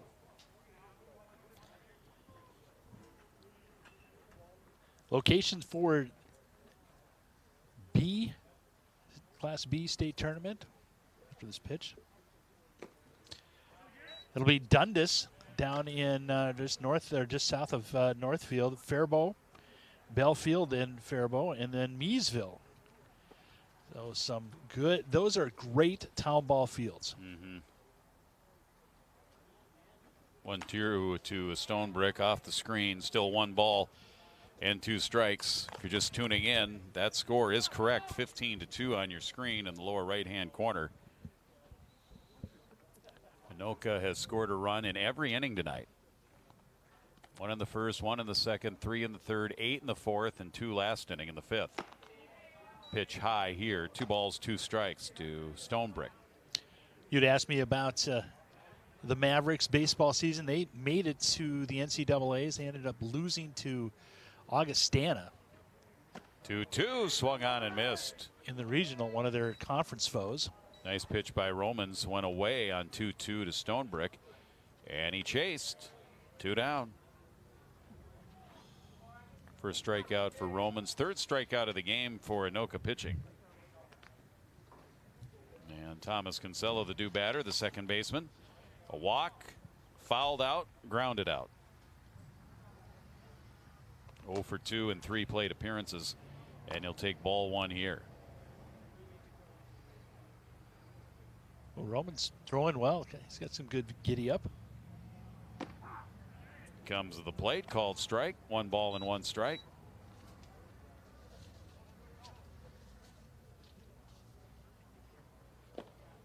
Zach Romans, looking at the roster, we don't have any information on him, but I'm sure he did a heck of a job. There's a pitch that's outside. 3 balls and 1 strike. You got to pull out the major league quotes when it's 15-2. Yep. Pulled foul. Well, St. Albertville, St. Michael Albertville High School. Looks like he graduated this year. 6'4", 185 pounds. Max fastball is 86 miles an hour. Hits that one to the right side. It's out of play off the bat of Kinsella, and the count continues here at 3 balls and 2 strikes. All these recruiting websites out there, you can find everybody, but you never know how accurate the the information is. 3-2 pitch, foul to the right. That's out of play.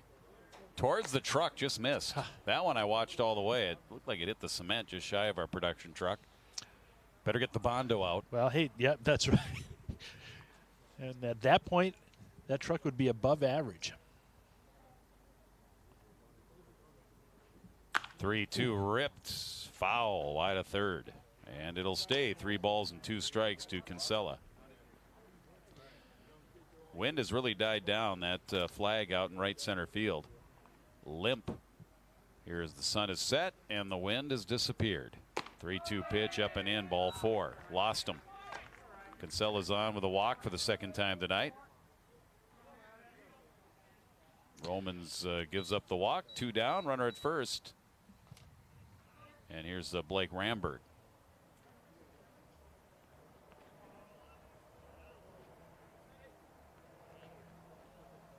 Well, Kinsella did not get cheated on any of those swings. Not at all. Hit the other way, slicing fair. Down the line towards the corner. Kinsella to second. He'll pull in at third, and it's a double for Ramberg. Couple of hits here for Coon Rapids, giving them something to clap and cheer about here in a 15-2 game. 2 down and 2 on. Yeah, you never want to get 50 or 10 runs, so you get out there and do what you can to keep your team in it. You want to play 9 innings. Tanner Stein has seen a lot of pitches here tonight. He has walked 3 times. 3 plate appearances, 3 walks. Consistency. That second one might not be a walk. What do you have on yours? It was a single. That was a single. Yeah. I forgot to write that one down. So add a single and a hit to Coon Rapids total. I might have them short for a couple. And a game with 17 hits and 17 runs and 20 plus hits. There's a chance that one or you're gonna two miss one of them, might fall through the cracks. So Stein 1 for 1 with that base hit and 2 walks. And it's 0-2 to him with Romans pitching and a bounder up the middle to Smith. Gobbles it, throws it over to Wells. And Coon Rapids down in the top of the 6th. They threaten, but they do not score. No runs a hit, and they leave 2. Bottom of the 6th coming up, and the game rolls along. Anoka 15, Coon Rapids 2. Well, Zach Roman actually did pitch for the St. Michael team. 35 innings. They had a good baseball team. They're always contender, usually in Section 8, along with Rogers. And I think you've got Moorhead and Bemidji in those sections, too. And, of course, now we have 4 classes. So, well, the surprise of the whole tournament, of the Section 8 tournament, was Sartell St. Stephen, who was able to win against the NC or the one of the Lake Conference in St. Michael Albertville, and then beat the Northwest Suburban Conference Rogers. Yeah. Yeah, I know that wasn't St. Michael Albertville. They were the #1 seed in that section, right? Yep. And is Rogers Moorhead was still in that section? Moorhead's still in it. there. Yeah, they were 4. Bemidji was 3. Elk River part of it. There you see our upcoming a lot of town ball baseball coming up. Got Minneapolis and Champlin, Excelsior, and Andover on the 26th, which is my wife's birthday, and I will be watching. You closely. won't be working a game? I will be watching that one closely from home. I've worked games on my birthday, my wife's birthday, Jesus' birthday. Yes, but you're talented. No, I just want money. Well, that's important too. To be able to pay rent, you got to have money. Have Mike will travel for a cost. As we move here to Anoka's bottom of the 6th inning. Well, let us know next time you're broadcasting and on your birthday, and we'll all send you good wishes through. Birthday wishes. Yeah. Hunter Smith. And he takes low, ball 1. Smith popped out to short, single and a walk, scored a run here tonight in that number 9 spot. Picked up his 3rd stolen base of the season as well, and he lashes this one left field and foul. 1-1. Hunter Smith has done a nice job at shortstop tonight, making the plays that he really needed to. Steve Shore is the 3rd pitcher here tonight for Coon Rapids. Lewis started. Lassity came in relief. And right now Lewis is the pitcher of record for Coon Rapids. Another foul ball. 1 ball, 2 strikes. J.D. Wells on deck. And it's high, 2-2. Well, great showing tonight by Anoka. Honestly, it's these guys have come out ready to play. 2-2 in the dirt, 3-2. So the town ball shift is on. The shortstop has moved about 5 steps over from where he has been previously when Smith has been up. Smith has tried to push it through that hole between shortstop and 3rd. See if he tries to bring something up the middle. Yeah, plenty of room up the middle. Payoff. That's where he goes, but doesn't have enough. It's right back to the pitcher Shore. 1 out. Tried to beat that shift and bounce one up the middle for a diamond cutter, but just a little too much on the top of the ball, and he tops it into the glove of Steve Shore, the pitcher who makes the out in the play. Top of the order here in the 6th inning, J.D. Wells. And we're going to get a hitter for J.D. here in the top part of the lineup. Dawson Chambliss. Nope, wrong one. Wrong. Taylor Nelson. I have Austin Lang as 24. Oh, is it 24? I'm sorry, I thought it was 14. My bad. Nope, that is 24. So it's Austin Lang getting a chance. Was on the Tornado High School team here this season. Quickly 2-0 to him, now 3-0.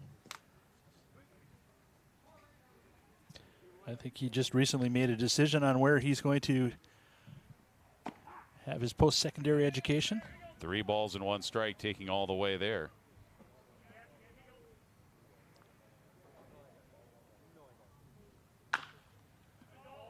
Turns on this one, pulls it well foul.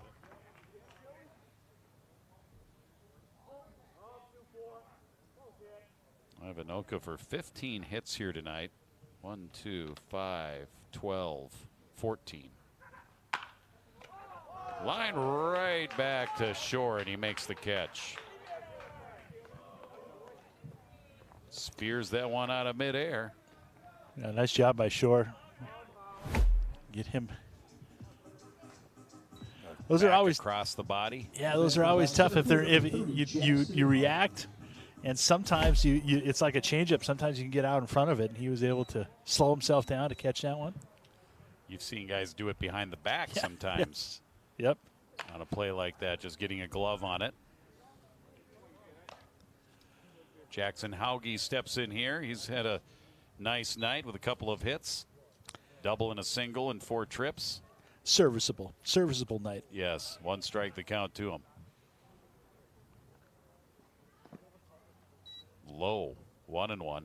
And again, If you're wondering about the early finish here as far as the 10 or 15 run rule, it is 10 runs after 7 innings as Anoka bats here in the bottom of the 6th inning. Obviously, it's different from high school and Legion up to amateur ball here with it, a 9-inning game.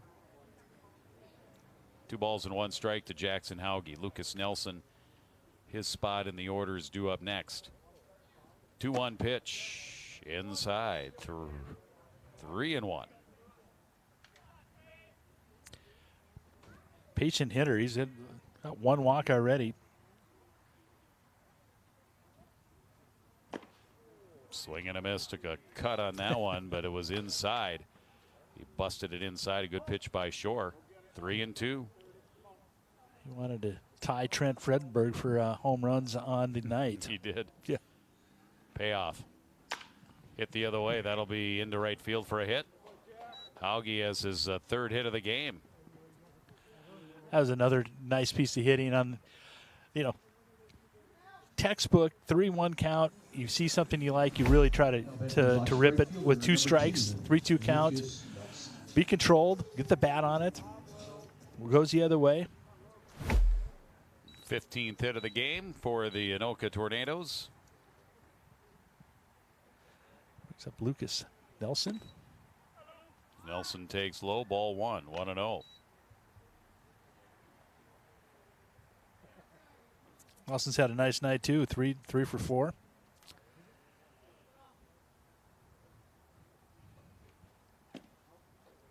Good eye there. Takes low and away. 2 balls and no strikes. Fredenberg would be on deck.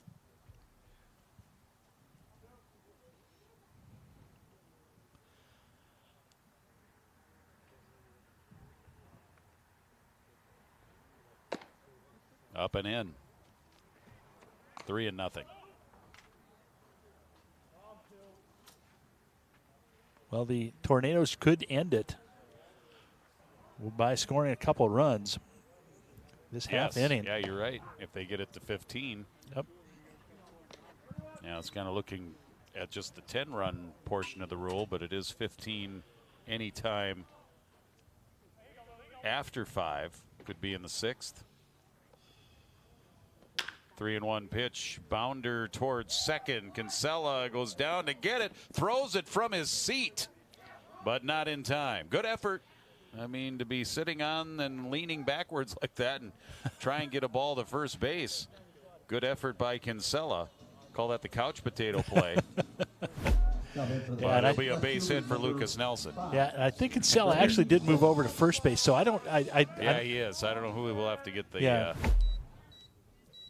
He didn't look big enough to be Kinsella. Yeah, Kinsella's a good-sized second baseman who's now playing at first base.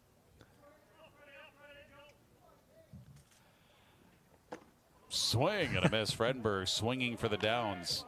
He was swinging for Hanson Boulevard on that one. Yeah, no kidding. 1 strike. Forget about 6th. 3rd, 3 for 3 tonight with a walk. 3 runs scored. Fouled back, 0-2 to him with 2 down. Mike, our cameraman right behind there, had a little surprise as he's looking at it. It comes right back at him. There he is.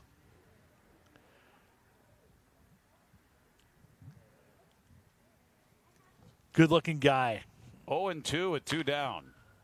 In the air, first baseman is Kinsella, and he'll make the catch. And Anoka is down in the bottom of the 6th, and we'll go to the 7th.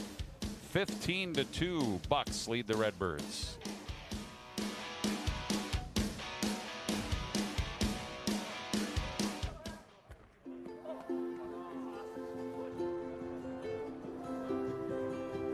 To Sofia and Gabriel, mis flores, my little flowers. Even though these old knees can't follow on your adventure to the forest today, these flowers represent my love, so you can take me with you wherever you go, near or far. These stitches and threads join us together. Me, your mother, and both of you. And wherever you see a flower, a bird, a beautiful tree, know that my love is with you as you bring our colorful stories to the world. Make the forest part of your story at a park near you. Find one at discovertheforest.org.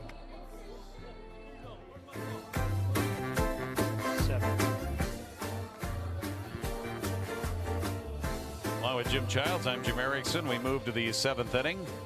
Beautiful sunset there out beyond the grandstand. That's a great shot. Yes, it is. Beautiful.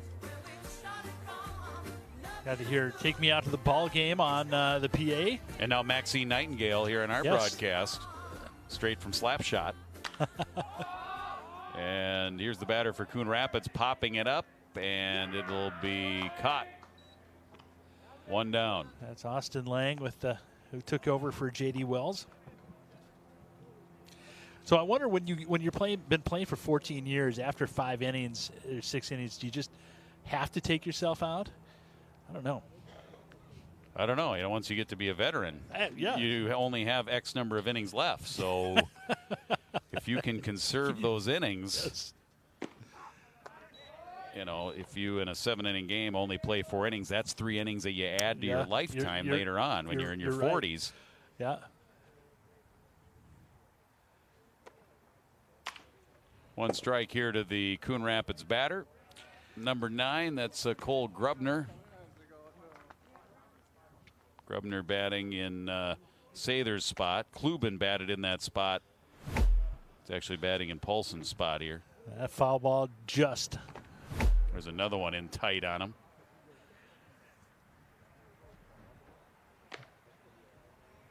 They've got it out for the camera folks tonight. That was the truck, the cameraman. Yeah, it's been. I wouldn't be surprised if there's beavers chewing on the cords. Everybody's going after the TV station here tonight. Bounder to second, underhand toss over to first. Now 2 down, and Anoka's 1 out away from wrapping up a 7-inning shortened 15-2 victory.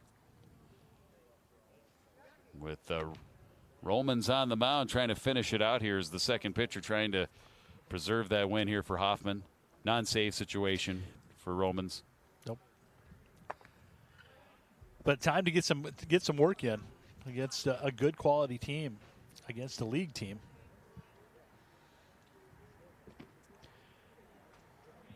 Yeah, that one stung. That one caught the He's gonna inside have to walk ankle. that one off. It's one of those things where you don't turn. You allow it to hit your front, and it's just not easy to be able to stand in there. Aaron Yund is the hitter here in that number 7 spot, who does some catching.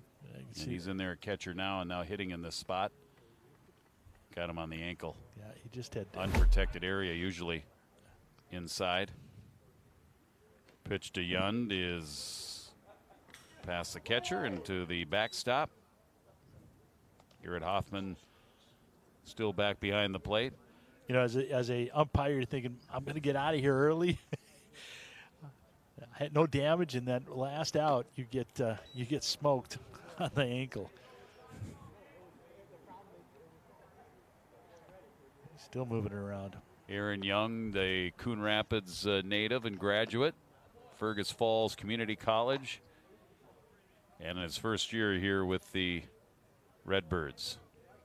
And it's 1 ball and 2 strikes. Yund and Coon Rapids down to their final out, and Yund keeping the game alive and is at bat alive, fouling that back. Fergus Falls Community College. I think that's called M State. I'm not for sure, but I think it's called M State. What does the M stand for? And there is a called strike 3. Yund is down swinging.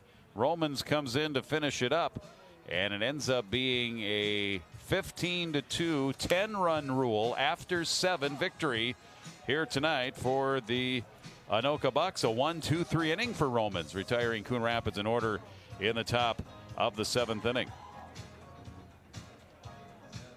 So a good win here for Anoka, no doubt about that, as they improve their record here. Their 13th win. They go to 6-4 in the league, and Coon Rapids falls to 7-3, just their third league loss, and they go to 13-8 overall. Jim, your final thoughts here tonight?